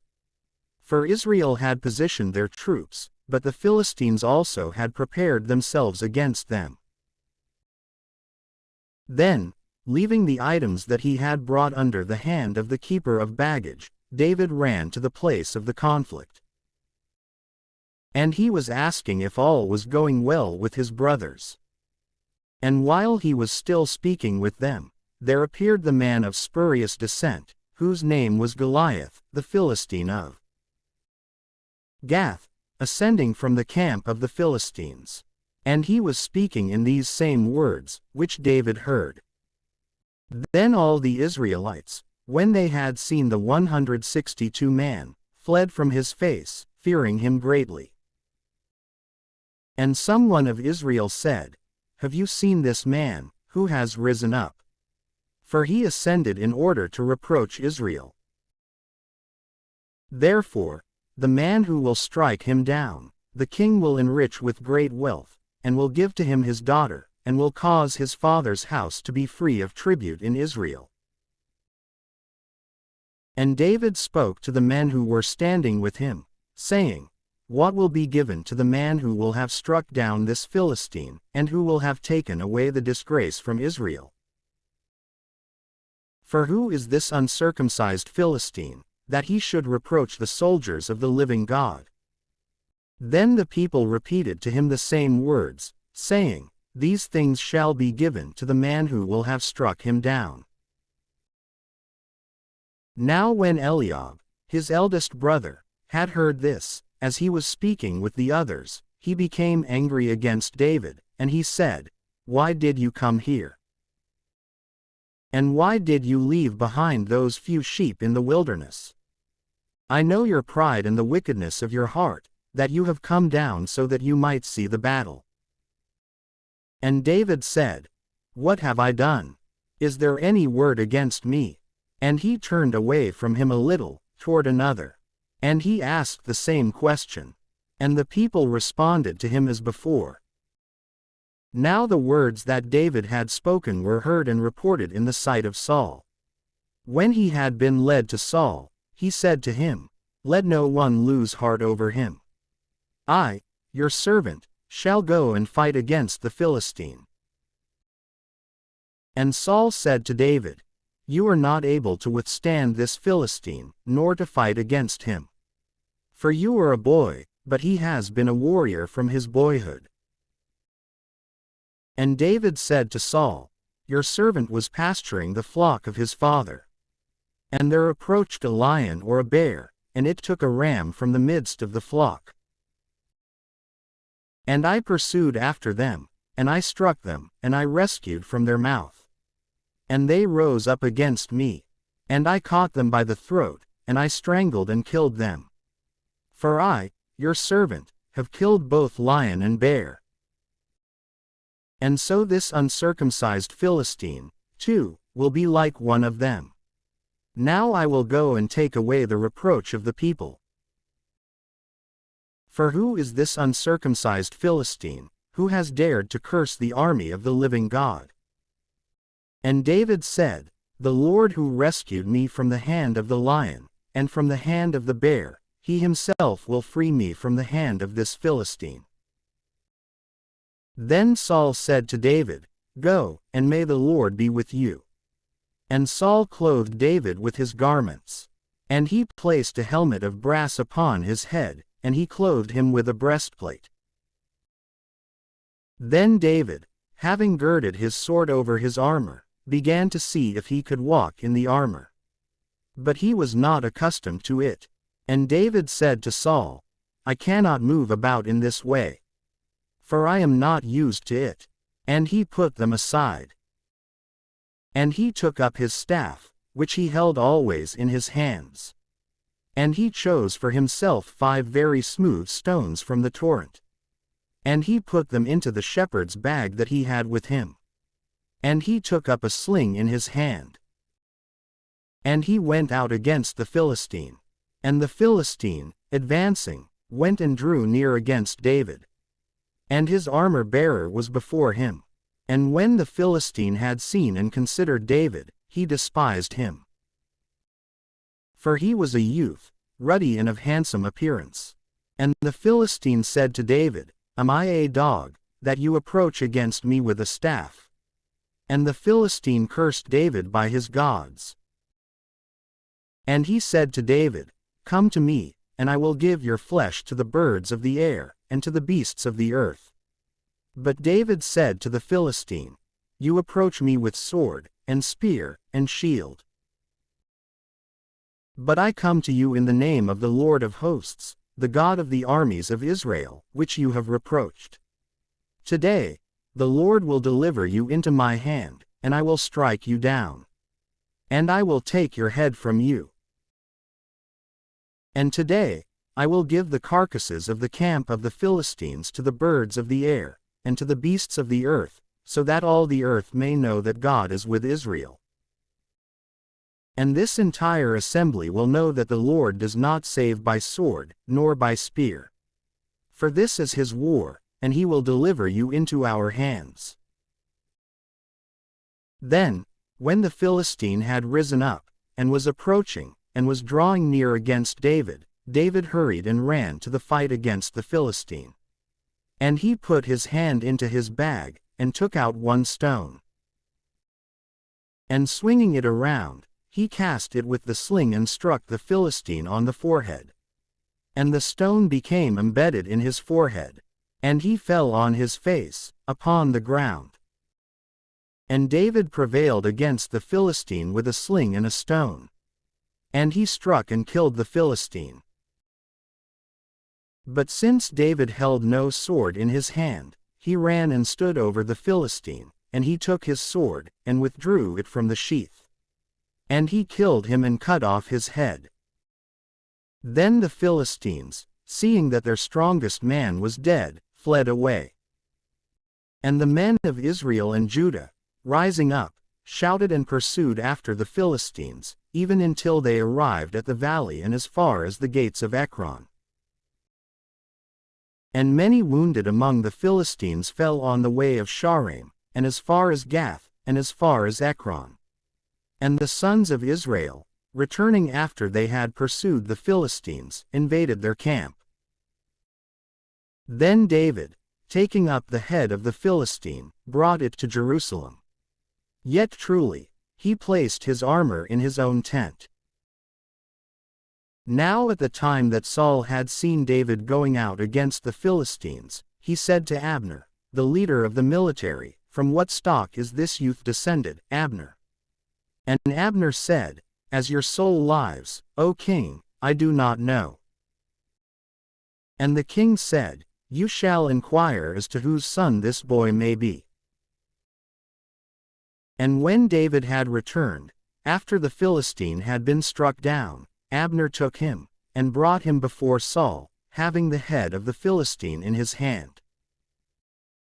And Saul said to him, "Young man, from what ancestry are you?"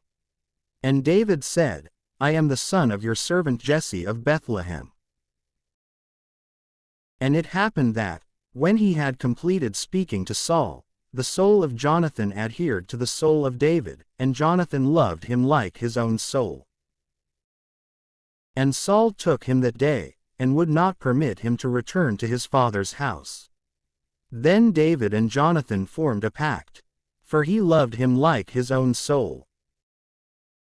And Jonathan took off the coat that he was wearing, and he gave it to David, with the rest of his garments, even to his sword and bow, and even his belt. Also, David went out to do everything whatsoever that Saul sent him to do, and he conducted himself prudently. And Saul set him over men of war. And he was acceptable in the eyes of the entire people, and most of all in the sight of the servants of Saul. Now when David returned, after he had struck down the Philistine, the women went out, from all the cities 163 of Israel, leading the singing and dancing, rejoicing with timbrels and bells, so as to meet King Saul. And the women sang, as they played, saying, "Saul has struck down 1,000, and David 10,000. Then Saul became exceedingly angry, and this word was displeasing in his eyes. And he said, "They have given David 10,000, and to me they gave only 1,000. What is left for him, except the kingdom itself?" Therefore, Saul did not regard David with a good eye, from that day and thereafter. Then, on the next day, the evil spirit from God assailed Saul, and he prophesied in the midst of his house. And David played with his hand, just as at every other time. And Saul held a lance in his hand. And he threw it, thinking that he would be able to fix David to the wall. And David stepped aside twice, from before his face. And Saul feared David, because the Lord was with him, but he had withdrawn from Saul. Therefore, Saul sent him away from himself, and he made him tribune over 1,000 men. And he entered and departed in the sight of the people. Also, David acted prudently in all his ways, and the Lord was with him. And so, Saul saw that he was exceedingly prudent, and he began to be wary of him. But all of Israel and Judah loved David, for he entered and departed before them. And Saul said to David, Behold, my elder daughter, Merab. I will give her to you as wife. Only be a valiant man, and fight the wars of the Lord. Now Saul was considering within himself, saying, Let not my hand be upon him, but let the hands of the Philistines be upon him. Then David said to Saul, Who am I, and what is my life, and what is my father's kinship within Israel, that I should be the son-in-law of the king? Then it happened that, at the time when Merab, the daughter of Saul, was to be given to David, she was given to Adriel, the Meholathite, as wife. Now Michal, the other daughter of Saul, loved David. And this was reported to Saul, and it pleased him. And Saul said, I will give her to him, so that she may be a stumbling block to him, and so that the hand of the Philistines may be upon him. And Saul said to David, In 2 things, you shall be my son-in-law today. And Saul commanded his servants to speak to David privately, saying, Behold, you are pleasing to the king, and all his servants love you. Now therefore, be the son-in-law of the king. And the servants of Saul spoke all these words to the ears of David. And David said, Does it seem a small matter to you, to be the son-in-law of the king? I am but a poor and unimportant man. And the servants reported to Saul, saying, David has spoken words in this manner. Then Saul said, Speak in this way to David. The king does not have need of any dowry, but only 100 foreskins from the Philistine men, so that he may be vindicated from the enemies of the king. So did Saul think to deliver David into the hands of the Philistines. And when his servants had repeated to David the words that Saul had spoken, the word was pleasing in the eyes of David, so that he would become son-in-law of the king. And after a few days, David, rising up, went with the men who were under him, and he struck down 200 men of the Philistines. And he brought their foreskins, and he counted them out for the king, so that he might be his son-in-law. And so, Saul gave to him his daughter Michal as wife. And Saul saw and understood that the Lord was with David. And Michal, the daughter of Saul, loved him. And Saul began to fear David all the more. And Saul became the enemy of David, every day. And the leaders of the Philistines departed. And from the beginning of their departure, David conducted himself more prudently than all the servants of Saul, and his name became exceedingly celebrated. Now Saul spoke to his son Jonathan, and to all his servants, so that they would kill David. But Jonathan, the son of Saul, loved David very much. And Jonathan revealed it to David, saying, Saul, my father, is seeking to kill you. Because of this, I ask you, take care for yourself in the morning. And you should conceal yourself and remain in hiding. Then I, going out, will be standing beside my father in the field, where you will be. And I will speak about you to my father. And whatever I see, I will report to you. Then Jonathan spoke good things about David to his father Saul. And he said to him, You should not sin, O king, against your servant David. For he has not sinned against you, and his works toward you are very good. And he took his life in his own hand, and struck down the Philistine. And the Lord wrought a great salvation for all of Israel. You saw it, and you rejoiced. Why then would you sin against innocent blood by killing David, who is without guilt? And when Saul had heard this, being pleased by the voice of Jonathan, he swore, As the Lord lives, he shall not be killed. And so Jonathan called David, and he revealed to him all of these words. And Jonathan led in David to Saul, and he was before him, just as he had been yesterday and the day before. Then the war was stirred up again. And David went out and fought against the Philistines. And he struck them down with a great slaughter. And they fled from his face. And the evil spirit from the Lord came to Saul, who was sitting in his house and holding a lance. And David was playing music with his hand. And Saul attempted to fix David to the wall with the lance. But David turned aside from the face of Saul, and the lance failed to wound him, and it became fixed in the wall. And David fled, and so he was saved that night. Therefore, Saul sent his guards to David's house, so that they might watch for him, and so that he might be killed in the morning. And after Michal, his wife, had reported this to David, saying, "Unless you save yourself this night, tomorrow you will die," she lowered him down through a window. Then he fled and went away, and he was saved. Then Michal took a statue, and placed it on the bed. And she placed the pelt of a goat for the hair at its head. And she covered it with clothes. And Saul sent attendants to seize David. And it was answered that he was sick. And again, Saul sent messengers to see David, saying, "Bring him to me on the bed, so that he may be killed." And when the messengers had arrived, they found a likeness on the bed, with a goat pelt at its head. And Saul said to Michal, "Why have you deceived me in this way, and released my enemy, so that he may flee?" And Michal responded to Saul, "Because he said to me, 'Release me, otherwise I will kill you.'" Now David was saved by fleeing, and he went to Samuel in Ramah. And he reported to him all that Saul had done to him. And he and Samuel went away and stayed at Naioth.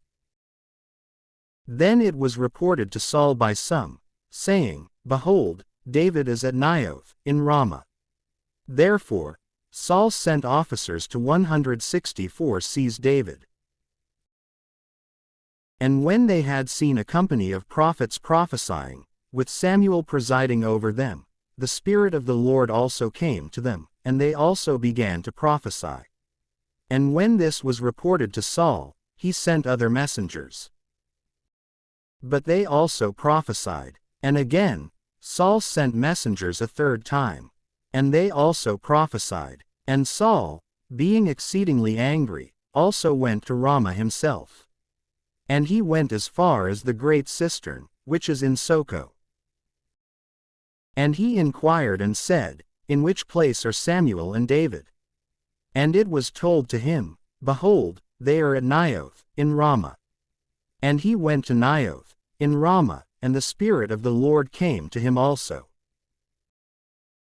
And he continued on, walking and prophesying, until he arrived at Naioth, in Ramah. And he also took off his garments, and he prophesied with the others before Samuel. And he fell down naked, throughout that day and night. From this, too, is derived the proverb, "Could Saul also be among the prophets?" Then David fled from Naioth, which is in Ramah, and he went and said before Jonathan, "What have I done? What is my iniquity, or what is my sin, against your father, so that he would seek my life?" And he said to him, "May this not be. You shall not die. For my father will not do anything, great or small, without first revealing it to me. Therefore, has my father concealed this word solely from me? By no means shall this be."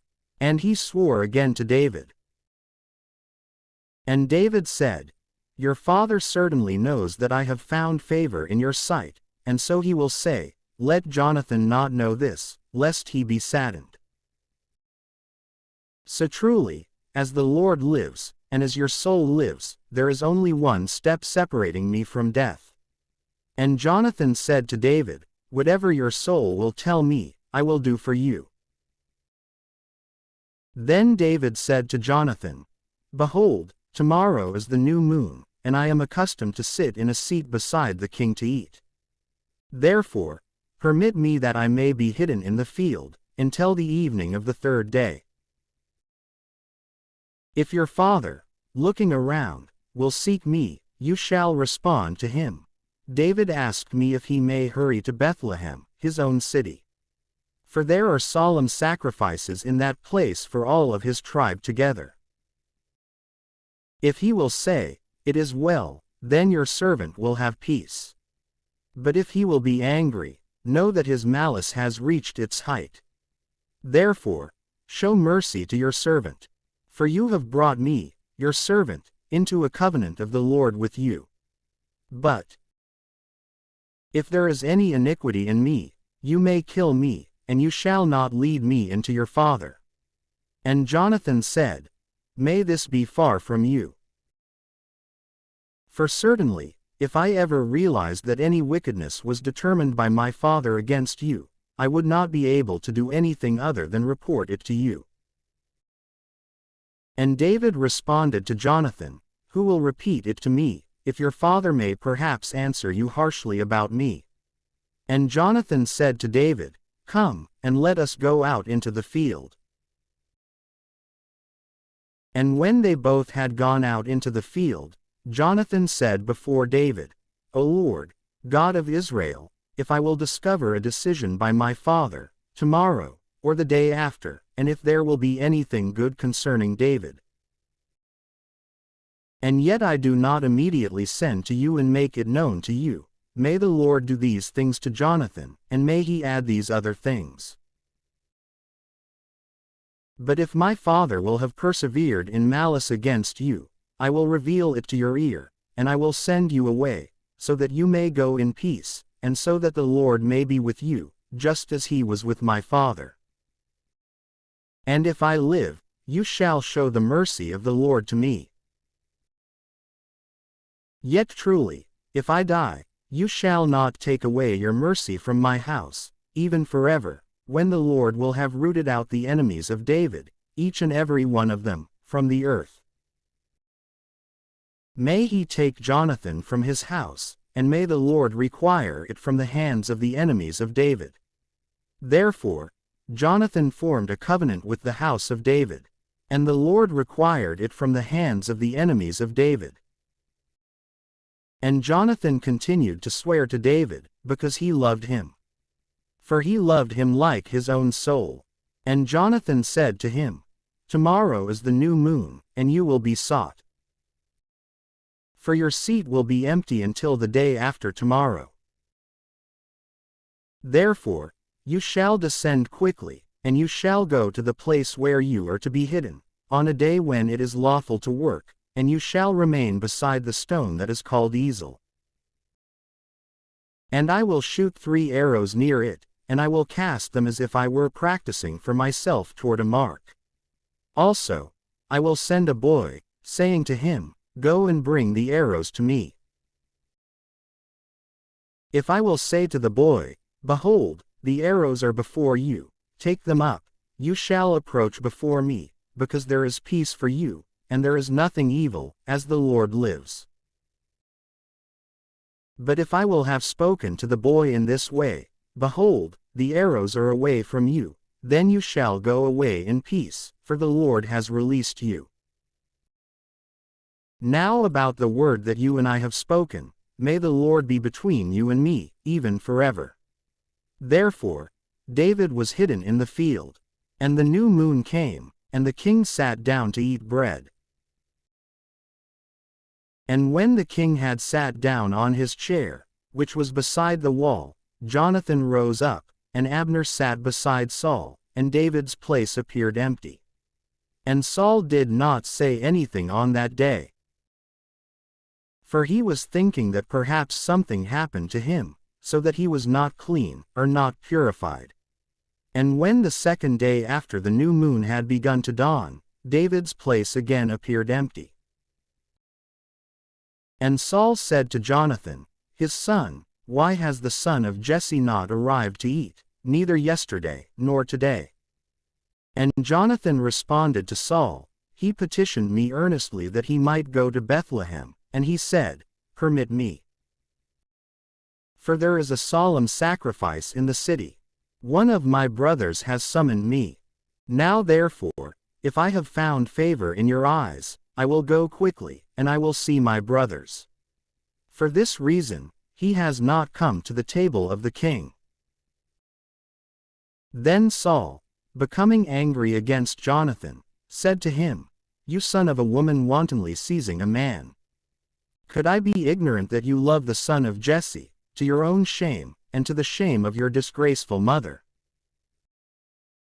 For all the days that the son of Jesse moves upon earth, neither you, nor your kingdom, will be secure. And so, send and bring him to me, here and now. For he is a son of death. Then Jonathan, answering his father Saul, said, Why should he die? What has he done? And Saul picked up a lance, so that he might strike him. And Jonathan understood that it had been decided by his father that David be put to death. Therefore, Jonathan rose up from the table in a rage of anger. And he did not eat bread on the second day after the new moon. For he was saddened over David, because his father had confounded him.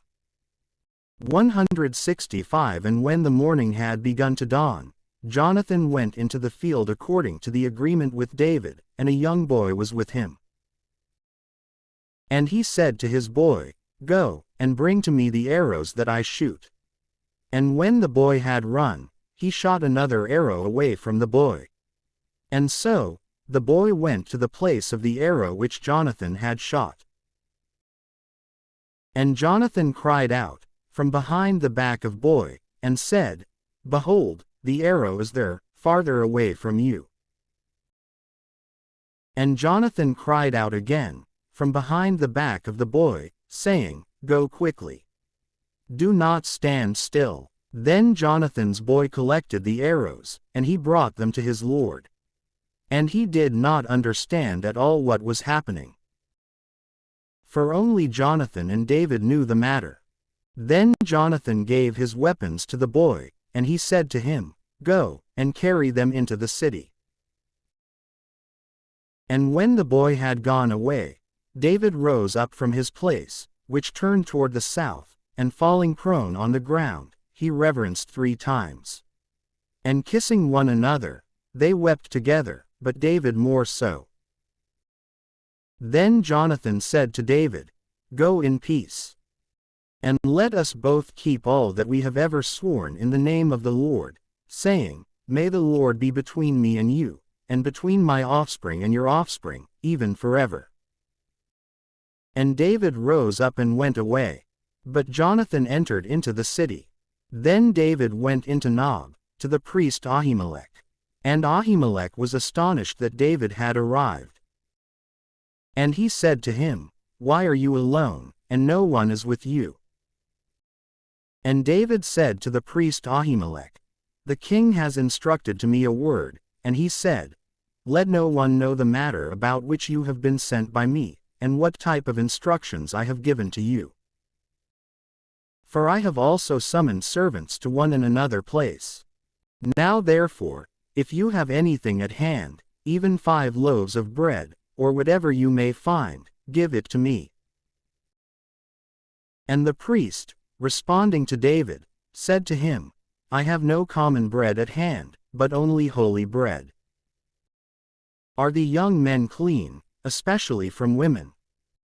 And David responded to the priest, and said to him, Indeed, as concerns being with women, we have abstained since yesterday and the day before, when we departed, and so the vessels of the young men have been holy. And although this journey has been defiled, it will also be sanctified today as concerns the vessels. Therefore, the priest gave to him sanctified bread. For there was no bread there, but only the bread of the presence, which had been taken away from before the face of the Lord, so that fresh loaves might be set up. Now a certain man among the servants of Saul was there on that day, inside the tabernacle of the Lord. And his name was Doeg, an Edomite, the most powerful among the shepherds of Saul. Then David said to Ahimelech, "Do you have, here at hand, a spear or a sword? For I did not take my own sword, or my own weapons with me." For the word of the king was urgent.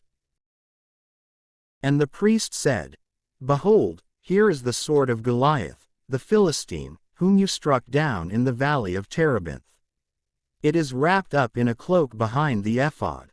If you wish to take this, take it. For there is nothing else here except this." And David said, "There is nothing else like this, so give it to me."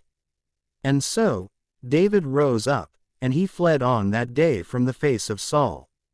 And he went to Achish, the king of Gath.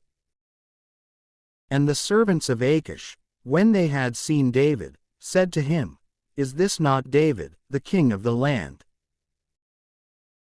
Were they not singing about him, while dancing, saying, 'Saul has struck down 1,000, and David 10,000. Then David took these words to his heart, and he became exceedingly afraid before the face of Achish, the king of Gath.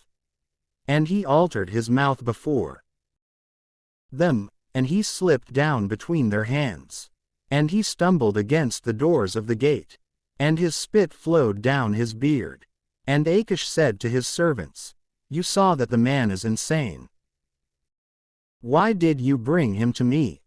Or do we have need of those who are mad, so that you would bring in this one, to behave madly in my presence?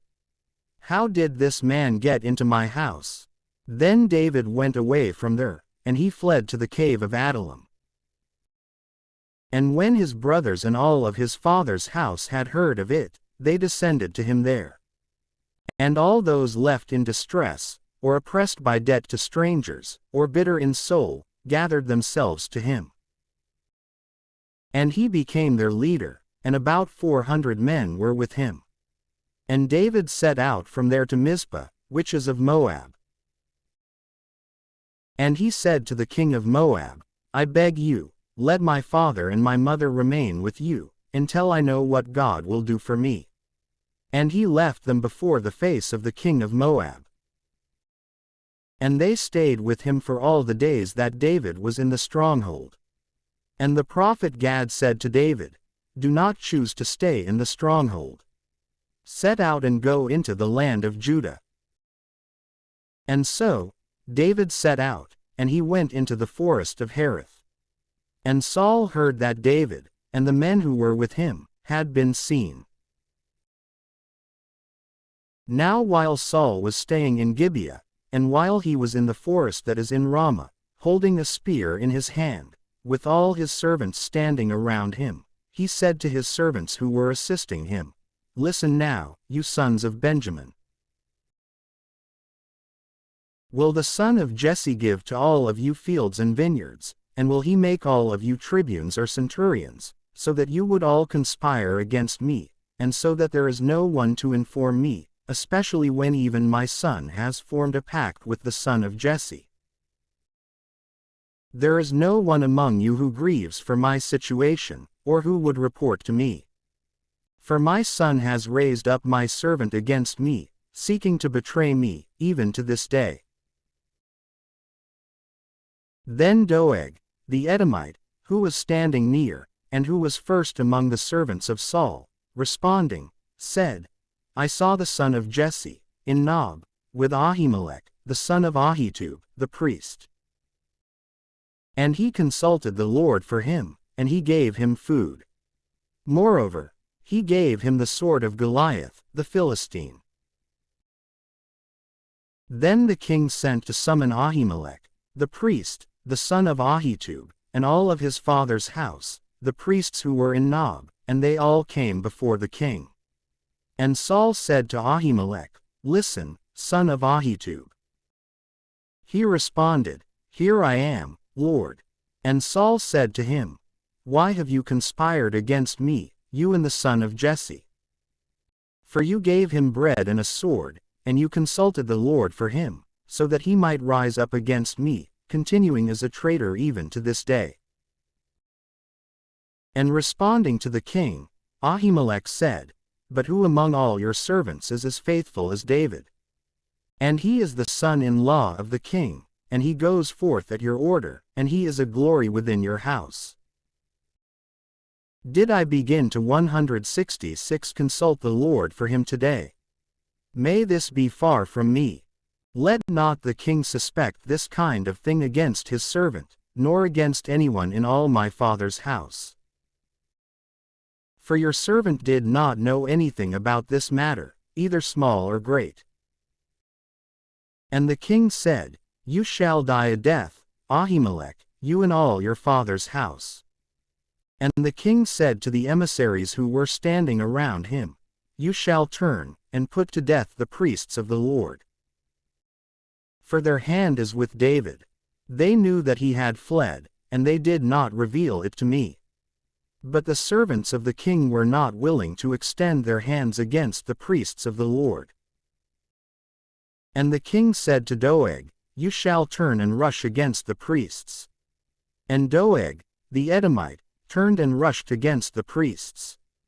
And he massacred, on that day, 85 men, vested with the linen ephod. Then he struck Nob, the city of the priests, with the edge of the sword. He struck down men and women, little ones and infants, as well as ox and donkey and sheep, with the edge of the sword. But one of the sons of Ahimelech, the son of Ahitub, whose name was Abiathar, escaping, fled to David. And he reported to him that Saul had slain the priests of the Lord. And David said to Abiathar, I knew, on that day when Doeg, the Edomite was there, that without doubt he would report it to Saul. I am guilty of all the souls of your father's house. You should remain with me. Do not be afraid, for he who seeks my life, seeks your life also, but with me you shall be saved. And they reported to David, saying, Behold, the Philistines are fighting against Keilah, and they are plundering the grain stores. Therefore, David consulted the Lord, saying, Shall I go and strike down these Philistines? And the Lord said to David, Go, and you shall strike down the Philistines, and you shall save Keilah. And the men who were with David said to him, Behold, we continue in fear here in Judea, how much more so, if we go into Keilah against the troops of the Philistines? Therefore, David consulted the Lord again. And responding, he said to him, Rise up, and go into Keilah. For I will deliver the Philistines into your hand. Therefore, David and his men went into Keilah. And they fought against the Philistines, and they took away their cattle, and they struck them with a great slaughter. And David saved the inhabitants of Keilah. And in that time, when Abiathar, the son of Ahimelech, was in exile with David, he had descended to Keilah, having an ephod with him. Then it was reported to Saul that David had gone to Keilah. And Saul said, The Lord has delivered him into my hands. For he is enclosed, having entered into a city which has gates and bars. And Saul instructed all the people to descend in order to fight against Keilah, and to besiege David and his men. And when David had realized that Saul had secretly prepared evil against him, he said to Abiathar, the priest, Bring the ephod.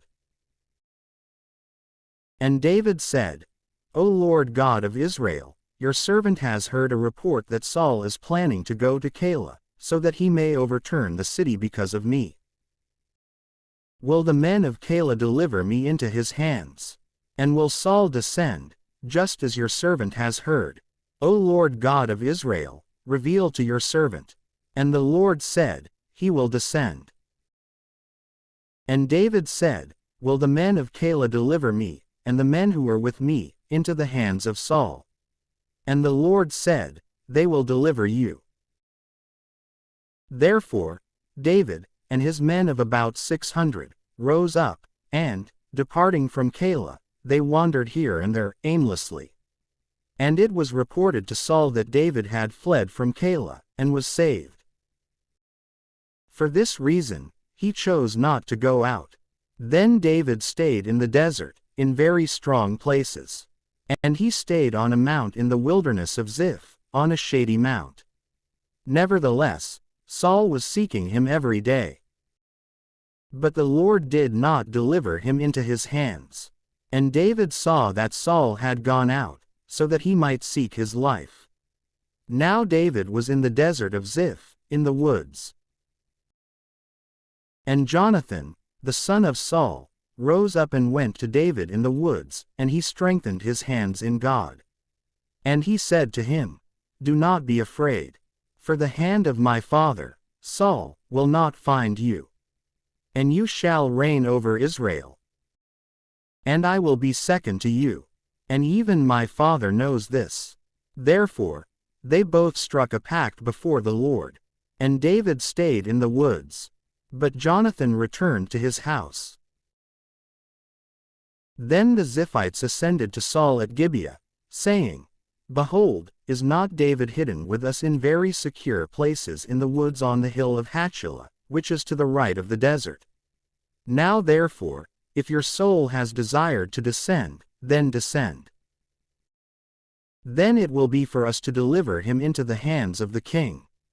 And Saul said, "You have been blessed by the Lord, for you have grieved for my situation. Therefore, I beg you, go forth, and prepare diligently, and act carefully.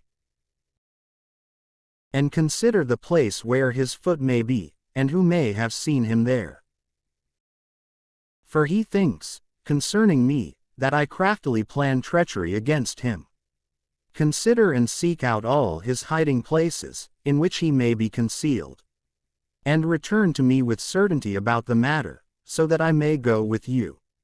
But if he would even press himself into the earth, I will search him out, amid all the thousands of Judah." And rising up, they went to Ziph before Saul. But David and his men were in the desert of Maon, in the plain to the right of Jeshimon. Then Saul and his allies went to seek him. And this was reported to David. And immediately, he descended to the rock, and he moved about in the desert of Maon. And when Saul had heard of it, he pursued David in the desert of Maon. And Saul went to one side of the mountain. But David and his men were on the other side of the mountain. Then David was despairing that he would be able to escape from the face of Saul. And Saul and his men enclosed David and his men in the manner of a crown, so that they might capture them. And a messenger came to Saul, saying, "Hurry and come, because the Philistines have poured themselves out upon the land." Therefore, Saul turned back, ceasing in the pursuit of David, and he traveled to meet the Philistines. For this reason, they called that place, the Rock of Division. Then David ascended from there, and he lived in very secure places in Engedi. And when Saul had returned after pursuing the Philistines, they reported to him, saying, "Behold, David is in the desert of Engedi." Therefore, Saul, taking 3,000 elect men from all of Israel, traveled in order to search for David and his men, even upon the most broken rocks, which are passable only to mountain goats. And he arrived at the sheepfolds, which presented themselves along the way. And a cave was 167 in that place, which Saul entered, so that he might ease his bowels. But David and his men were hiding in the interior part of the cave. And the servants of David said to him, "Behold the day, about which the Lord said to you, I will deliver your enemy to you, so that you may do to him as it will be pleasing in your eyes." Then David rose up, and he quietly cut off the edge of Saul's cloak. After this, his own heart struck David, because he had cut off the edge of Saul's cloak. And he said to his men, May the Lord be gracious to me, lest I do this thing to my Lord, the Christ of the Lord, so that I lay my hand upon him. For he is the Christ of the Lord. And David restrained his men with his words, and he would not permit them to rise up against Saul. And so Saul, going out of the cave, continued to undertake his journey. Then David also rose up after him. And departing from the cave, he cried out behind the back of Saul, saying, My Lord, the king. And Saul looked behind him. And David, bowing himself face down to the ground, reverenced. And he said to Saul, Why do you listen to the words of men who say, David seeks evil against you? Behold, this day your eyes have seen that the Lord has delivered you into my hand, in the cave. And I thought that I might kill you. But my eye has spared you. For I said, I will not extend my hand against my Lord, for he is the Christ of the Lord. Moreover, see and know, O my father, the edge of your cloak in my hand. For though I cut off the top of your cloak, I was not willing to extend my hand against you. Turn your soul and see that there is no evil in my hand, nor any iniquity or sin against you.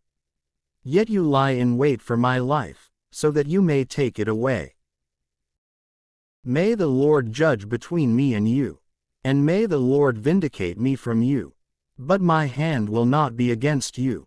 So too, it is said in the ancient proverb, from the impious, impiety will go forth. Therefore, my hand will not be upon you.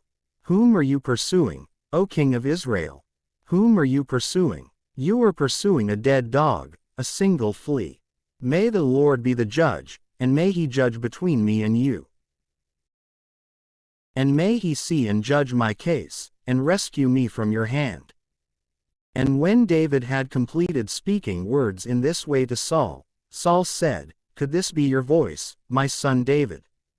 And Saul lifted up his voice, and he wept. And he said to David, You are more just than I am. For you have distributed good to me, but I have repaid evil to you. And you have revealed this day the good that you have done for me, how the Lord delivered me into your hand, but you did not kill me. For who, when he will have found his enemy, will release him along a good path?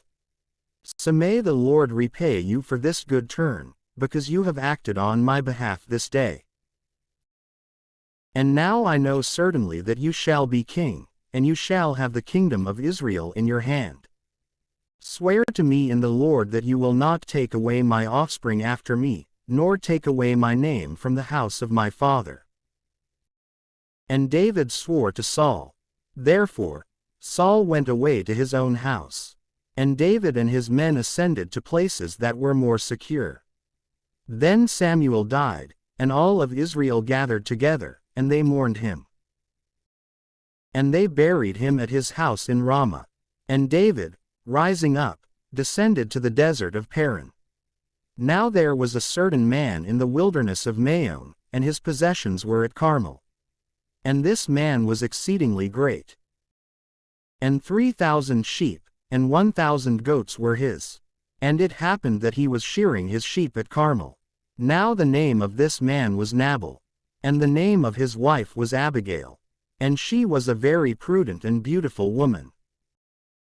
But her husband was hard-hearted, and very wicked, and malicious. And he was of the stock of Caleb. Therefore, when David, in the desert, had heard that Nabal was shearing his sheep, he sent 10 young men, and he said to them, Ascend to Carmel, and go to Nabal, and greet him in my name peacefully. And you shall say, Peace be to my brothers and to you, and peace to your house, and peace to whatever you have. I have heard that your shepherds, who were with us in the desert, were shearing. We have never troubled them, nor was anything from the flock missing to them at any time, during the entire time that they have been with us in Carmel. Question your servants, and they will tell you. Now therefore, may your servants find favor in your eyes. For we have arrived on a good day. Whatever your hand will find, give it to your servants and to your son David." And when the servants of David had arrived, they spoke to Nabal all these words in the name of David. And then they were silent. But Nabal, responding to the servants of David, said, "Who is David? And who is the son of Jesse? Today, servants who are fleeing from their lords are increasing. Therefore, shall I take my bread, and my water, and the meat of the cattle that I have slain for my shearers, and give it to men, when I do not know where they are from?" And so the servants of David traveled back along their way. And returning, they went and reported to him all the words that he had said. Then David said to his servants, "Let each one gird his sword." And each one girded his sword. And David also girded his sword. And about 400 men followed David. But 200 remained behind with the supplies. Then it was reported to Abigail, the wife of Nabal, by one of his servants, saying, "Behold, David has sent messengers from the desert, so that they might speak kindly to our Lord. But he turned them away. These men were good enough to us, and were not troublesome. Neither did we ever lose anything, during the entire time that we conversed with them in the desert. They were a wall to us, as much in the night as in the day, during all the days that we were with them, pasturing the sheep. For this reason, consider and realize what you should do. For evil has been decided against your husband and against your house. And he is a son of Belial, so that no one is able to speak to him." And so Abigail hurried, and she took 200 loaves, and 2 vessels of wine, and 5 cooked sheep, and 5 measures of cooked grain, and 100 clusters of dried grapes, and 200 masses of dried figs, and she set them upon donkeys. And she said to her servants, "Go before me. Behold, I will follow after your back." But she did not reveal it to her husband, Nabal. And when she had climbed on a donkey, and was descending to the base of the mountain, David and his men were descending to meet her. And she met them.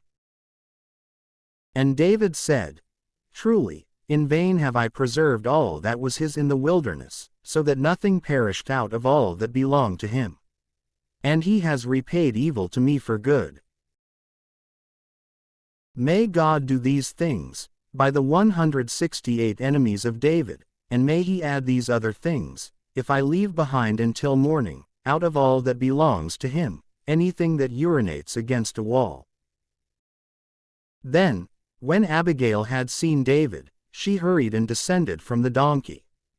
And she fell upon her face before David, and she reverenced on the ground.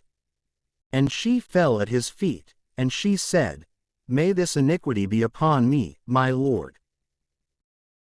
I beg you, let your handmaid speak to your ears, and listen to the words of your servant. Let not my lord, the king, I beseech you, set his heart upon this iniquitous man, Nabal. For in accord with his name, he is senseless, and foolishness is with him. But I, your handmaid, did not see your servants, my lord, whom you had sent. Now therefore, my lord, as your soul lives, and as the Lord lives, who has kept your hand to yourself, and has prevented you from coming to blood, now, let your enemies be like Nabal, and like all those who are seeking evil for my lord. Because of this, accept this blessing, which your handmaid has brought to you, my lord. And give it to the young men who follow you, my lord. Forgive the iniquity of your handmaid. For the Lord will surely make for you, my lord, a faithful house, because you, my lord, fight the battles of the Lord. Therefore, let no evil be found in you all the days of your life. For if a man, at any time, will rise up, pursuing you and seeking your life, the life of my Lord will be preserved, as if in the sheave of the living, with the Lord your God.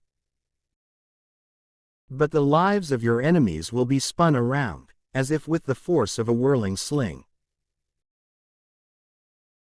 Therefore, when the Lord will have done for you, my Lord, all the good that he has spoken about you, and when he will have appointed you as leader over Israel, this will not be for you a regret or a scruple of the heart, my Lord, that you had shed innocent blood, or had taken revenge for yourself.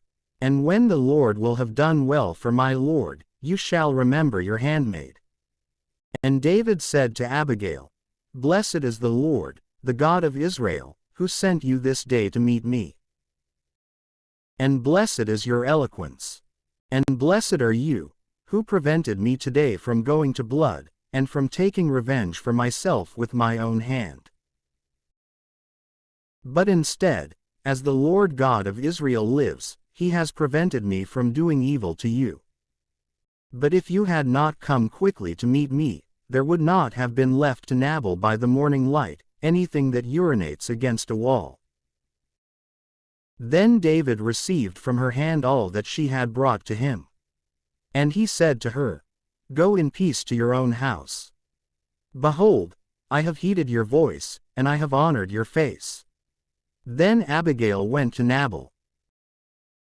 And behold, he was holding a feast for himself in his house, like the feast of a king. And the heart of Nabal was cheerful, for he was greatly inebriated. And she did not reveal a word to him, small or great, until morning. Then, at first light, when Nabal had digested his wine, his wife revealed to him these words, and his heart died within himself, and he became like a stone. And after 10 days had passed, the Lord struck Nabal, and he died. And when David had heard that Nabal was dead, he said, Blessed is the Lord, who has judged the case of my reproach at the hand of Nabal, and who has preserved his servant from evil. And the Lord has repaid the malice of Nabal upon his own head. Then David sent and he spoke with Abigail, so that he might take her to himself as wife. And David's servants went to Abigail at Carmel, and they spoke to her, saying, David has sent us to you, so that he might take you to himself as wife. And rising up, she reverenced prone on the ground, and she said, Behold, let your servant be a handmaid, to wash the feet of the servants of my Lord. And Abigail rose up and hurried, and she climbed upon a donkey, and 5 girls went with her, her attendants. And she followed the messengers of David, and she became his wife. Moreover, David also took Ahinoam of Jezreel, and both of them were his wives. Then Saul gave his daughter Michal, the wife of David, to Palti, the son of Laish, who was from Galim. And the Ziphites went to Saul at Gibeah, saying, Behold, David is hidden on the hill of Hachilah, which is opposite the wilderness. And Saul rose up, and he descended into the desert of Ziph, and with him 3,000 elect men of Israel, so that he might seek David in the desert of Ziph. And Saul encamped at Gibeah on Hachilah, which was opposite the wilderness on the way. But David was living in the desert. Then, seeing that Saul had arrived after him in the wilderness, he sent explorers, and he learned that he certainly had arrived in that place. And David rose up secretly, and he went to the place where Saul was. And when he had seen the place where Saul was sleeping, and Abner, the son of Ner, the leader of his military, and Saul sleeping in a tent, and the remainder of the common people all around him, David spoke to Ahimelech, the Hittite, and to Abishai, the son of Zeruiah, the brother of Joab, saying, Who will descend with me to Saul in the camp? And Abishai said, I will descend with you. Therefore, David and Abishai went to the people by night, and they found Saul lying down and sleeping in the tent, with his spear fixed in the ground at his head. And Abner and the people were sleeping all around him. And Abishai said to David, God has enclosed your enemy this day in your hands. Now therefore, I will pierce him with my lance, through to the ground, once, and there will not need to be a second. And David said to Abishai, You shall not kill him. For who may extend his hand against the Christ of the Lord, and yet be innocent? And David said, As the Lord lives, unless the Lord himself will strike him, or unless his day to die will have arrived, or unless, descending into battle, he will perish, may the Lord be gracious to me, so that I may not extend my hand against the Christ of the Lord. Now therefore, take the spear that is at his head, and the cup of water, and let us go. And so, David took the spear, and the cup of water that was at Saul's head, and they went away. And there was no one who saw it, or realized it, or awakened, but they were all sleeping. For a deep sleep from the Lord had fallen over them. And when David had crossed over to the opposite side, and had stood upon the top of the hill far away, so that there was a great interval between them, David cried out to the people, and to Abner, the son of Ner, saying, Will you not respond, Abner? And responding, Abner said, Who are you, that you would cry out and disquiet the king? And David said to Abner, Are you not a man?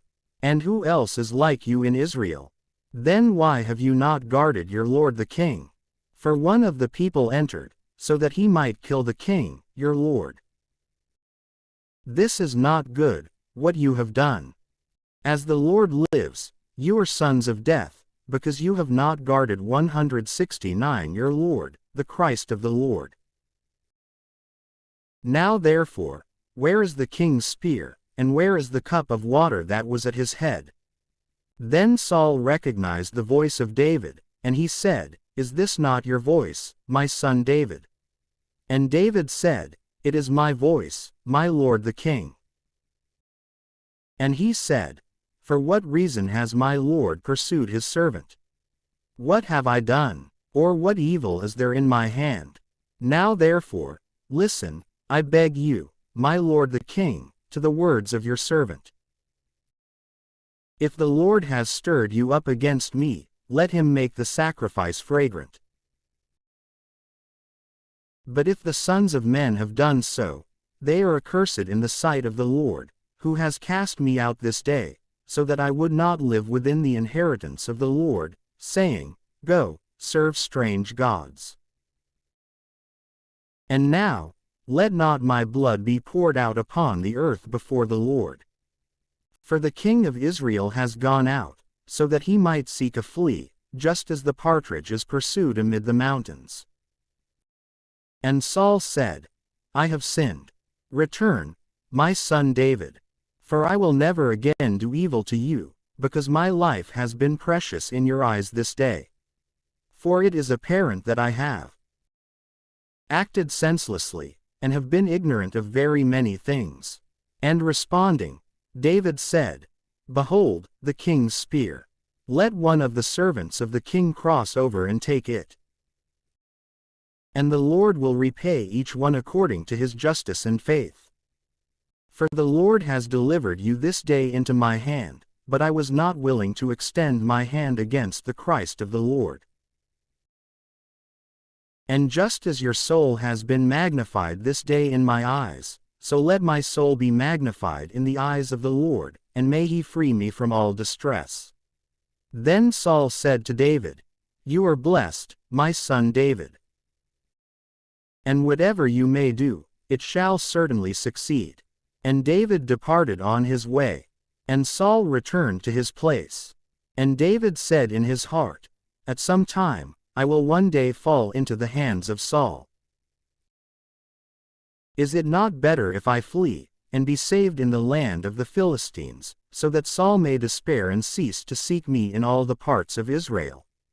Therefore, I will flee away from his hands.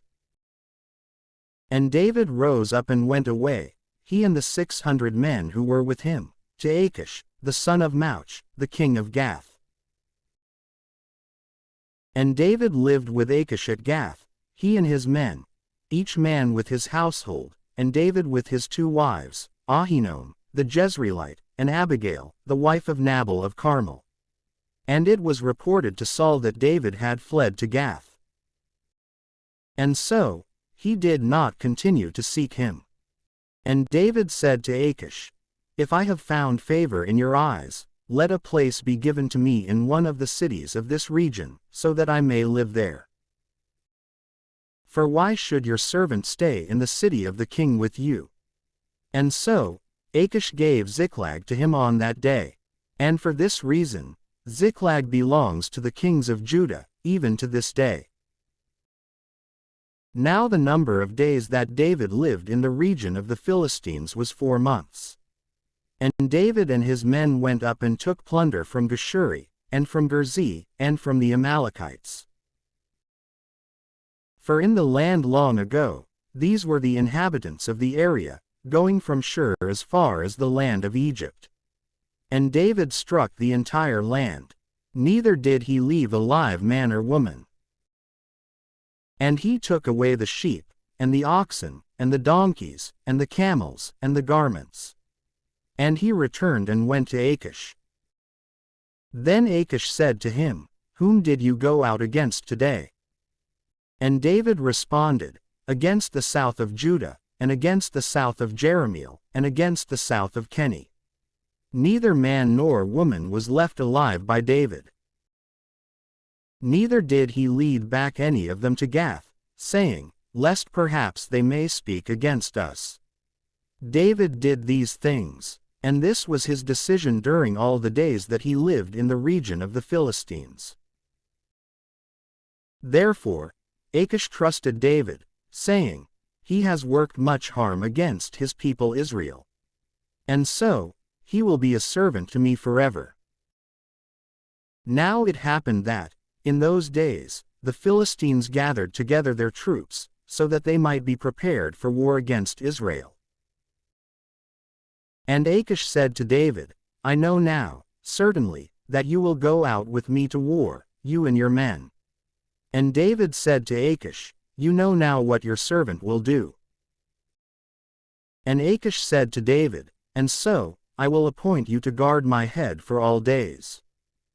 Now Samuel was dead, and all of Israel mourned for him, and they buried him in Ramah, his city. And Saul took away the Magi and soothsayers from the land. And the Philistines gathered together, and they arrived and made camp at Shunem. Then Saul also gathered all of Israel, and he arrived at Gilboa. And Saul saw the camp of the Philistines, and he was afraid, and his heart was exceedingly terrified. And he consulted the Lord. But he did not respond to him, neither by dreams, nor by priests, nor by prophets. And Saul said to his servants, "Seek for me a woman having a divining spirit, and I will go to her, and consult through her." And his servants said to him, "There is a woman having a divining spirit at Endor." Therefore, he changed his usual appearance, and he put on other clothes. And he went, and 2 men with him, and they came to the woman by night. And he said to her, "Divine for me, by your divining spirit, and raise up for me whomever I will tell you." And the woman said to him, "Behold, you know how much Saul has done, and how he has wiped away the Magi and soothsayers from the land. Why then do you set a trap for my life, so that it will be put to death?" And Saul swore to her by the Lord, saying, "As the Lord lives, nothing evil will befall you because of this matter." And the woman said to him, "Whom shall I raise up for you?" And he said, "Raise up for me Samuel."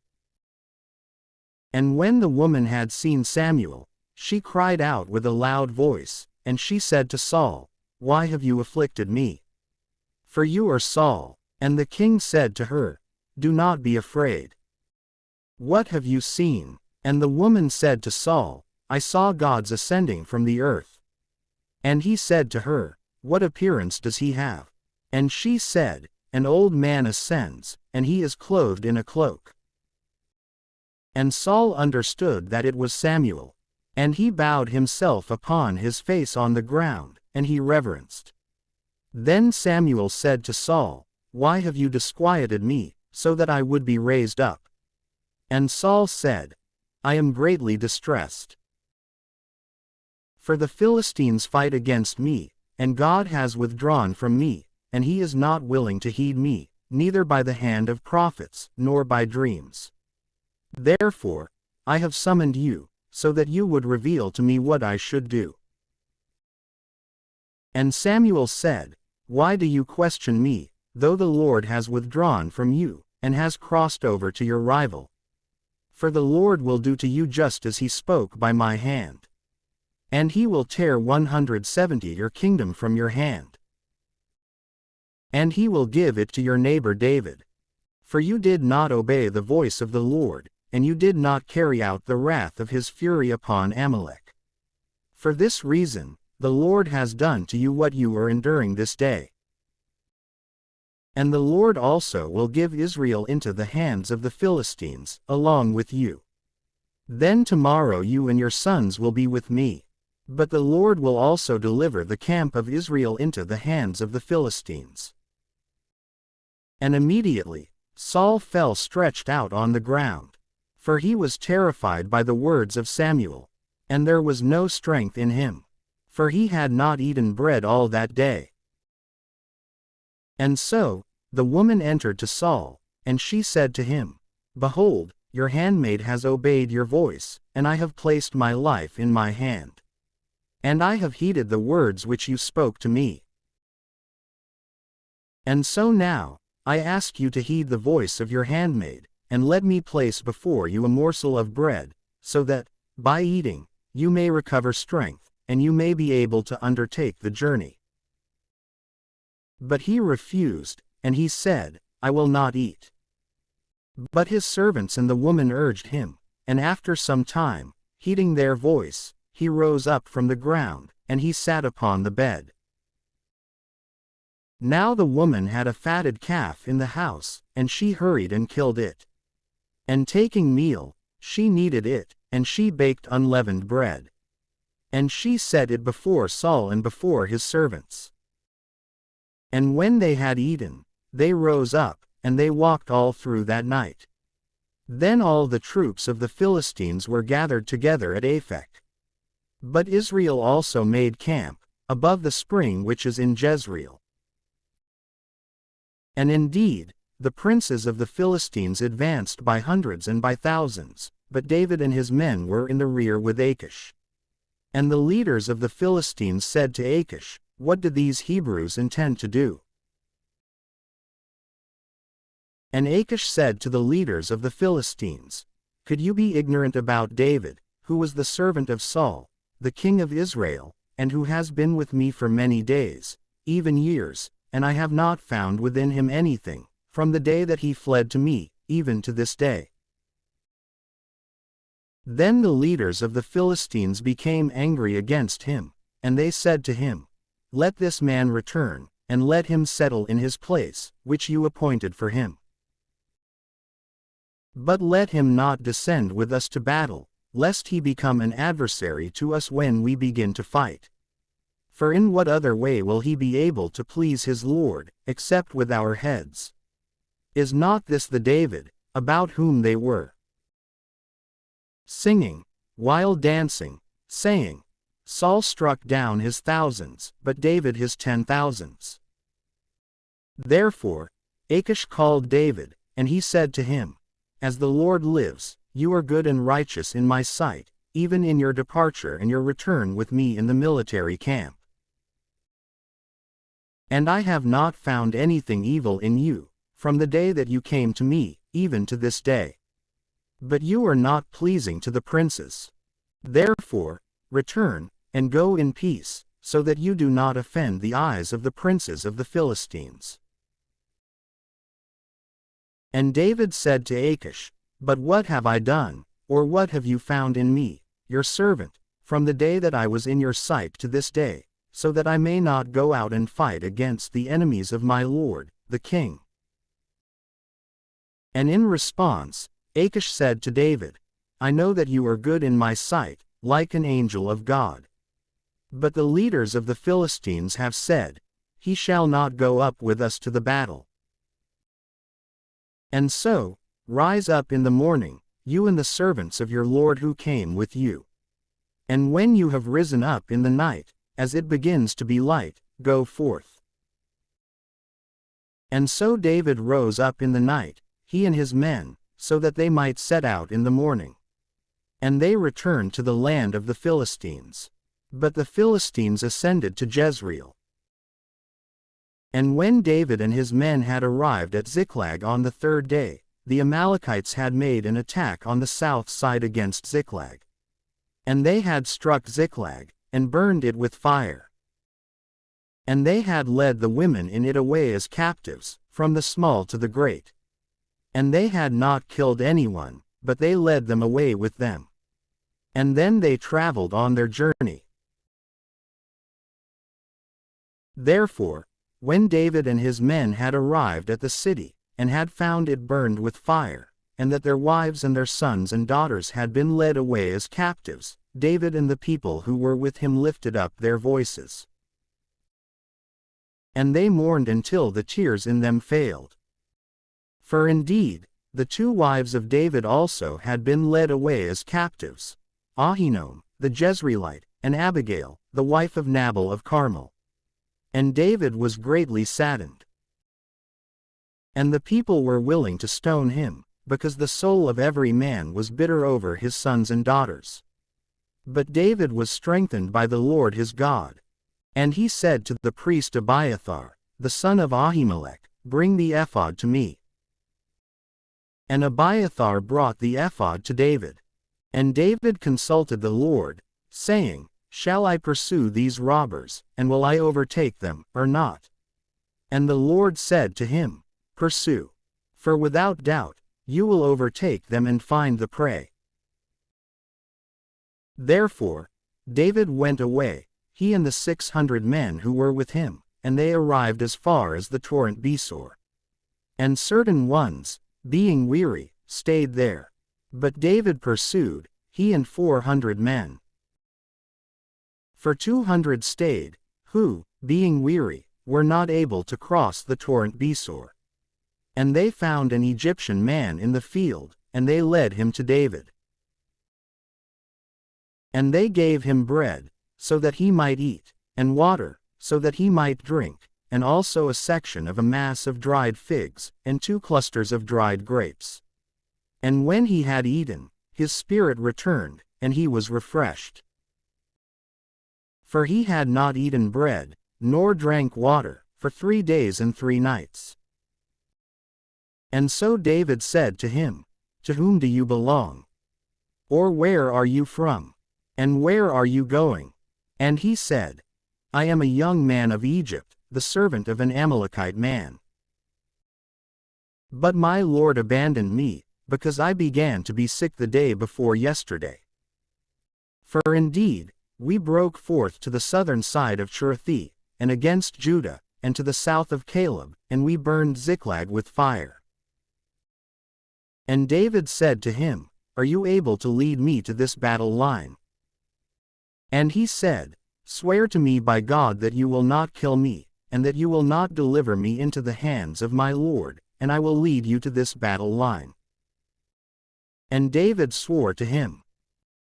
And when he had led him, behold, they were stretched out on the face of the land everywhere, eating and drinking and celebrating, as if it were a feast day, because of all the prey and spoils that they had taken from the land of the Philistines, and from the land of Judah. And David struck them down from evening 171 until the evening of the next day. And no one among them escaped, except 400 youths, who had climbed on camels and fled. Therefore, David rescued all that the Amalekites had taken, and he rescued his 2 wives. And nothing was missing, from small even to great, among the sons and daughters, and among the spoils, and among everything whatsoever that they had seized. David returned it all. And he took all the flocks and the herds, and he drove them before his face. And they said, This is the prey of David. Then David arrived at the 200 men, who, being weary, had stayed, for they had not been able to follow David, and he had ordered them to remain at the torrent Besor. And they went out to meet David, and the people who were with him. Then David, drawing near to the people, greeted them peacefully. And all the wicked and iniquitous men, out of the men who had gone with David, responding, said, Since they did not go with us, we will not give to them anything from the prey that we have rescued. But let his wife and children be enough for each of them. When they have accepted this, they may go back. But David said, You shall not do this, my brothers, with these things that the Lord has delivered to us, for he has preserved us, and he has given into our hands the robbers who broke out among us. And so, let no one heed you over these words. But equal shall be the portion of him who descended to the battle, and of him who remained with the supplies, and they will divide it alike. And this has been done from that day and thereafter. And it was established as a statute, and as if a law, in Israel even to this day.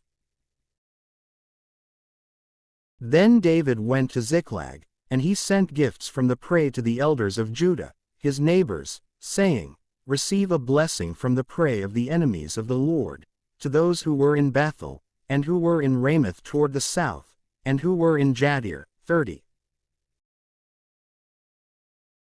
28, and who were in Aroer, and who were in Siphmoth, and who were in Eshtemoa, and who were in Rachel, and who were in the cities of Jerahmeel, and who were in the cities of Kenny, and who were in Hormah, and who were at the lake of Ashan, and who were in Athach, 30. 31, and who were in Hebron, and to the remainder who were in those places where David had stayed, he and his men. Now the Philistines were fighting against Israel. And the men of Israel fled before the face of the Philistines, and they fell down slain on Mount Gilboa.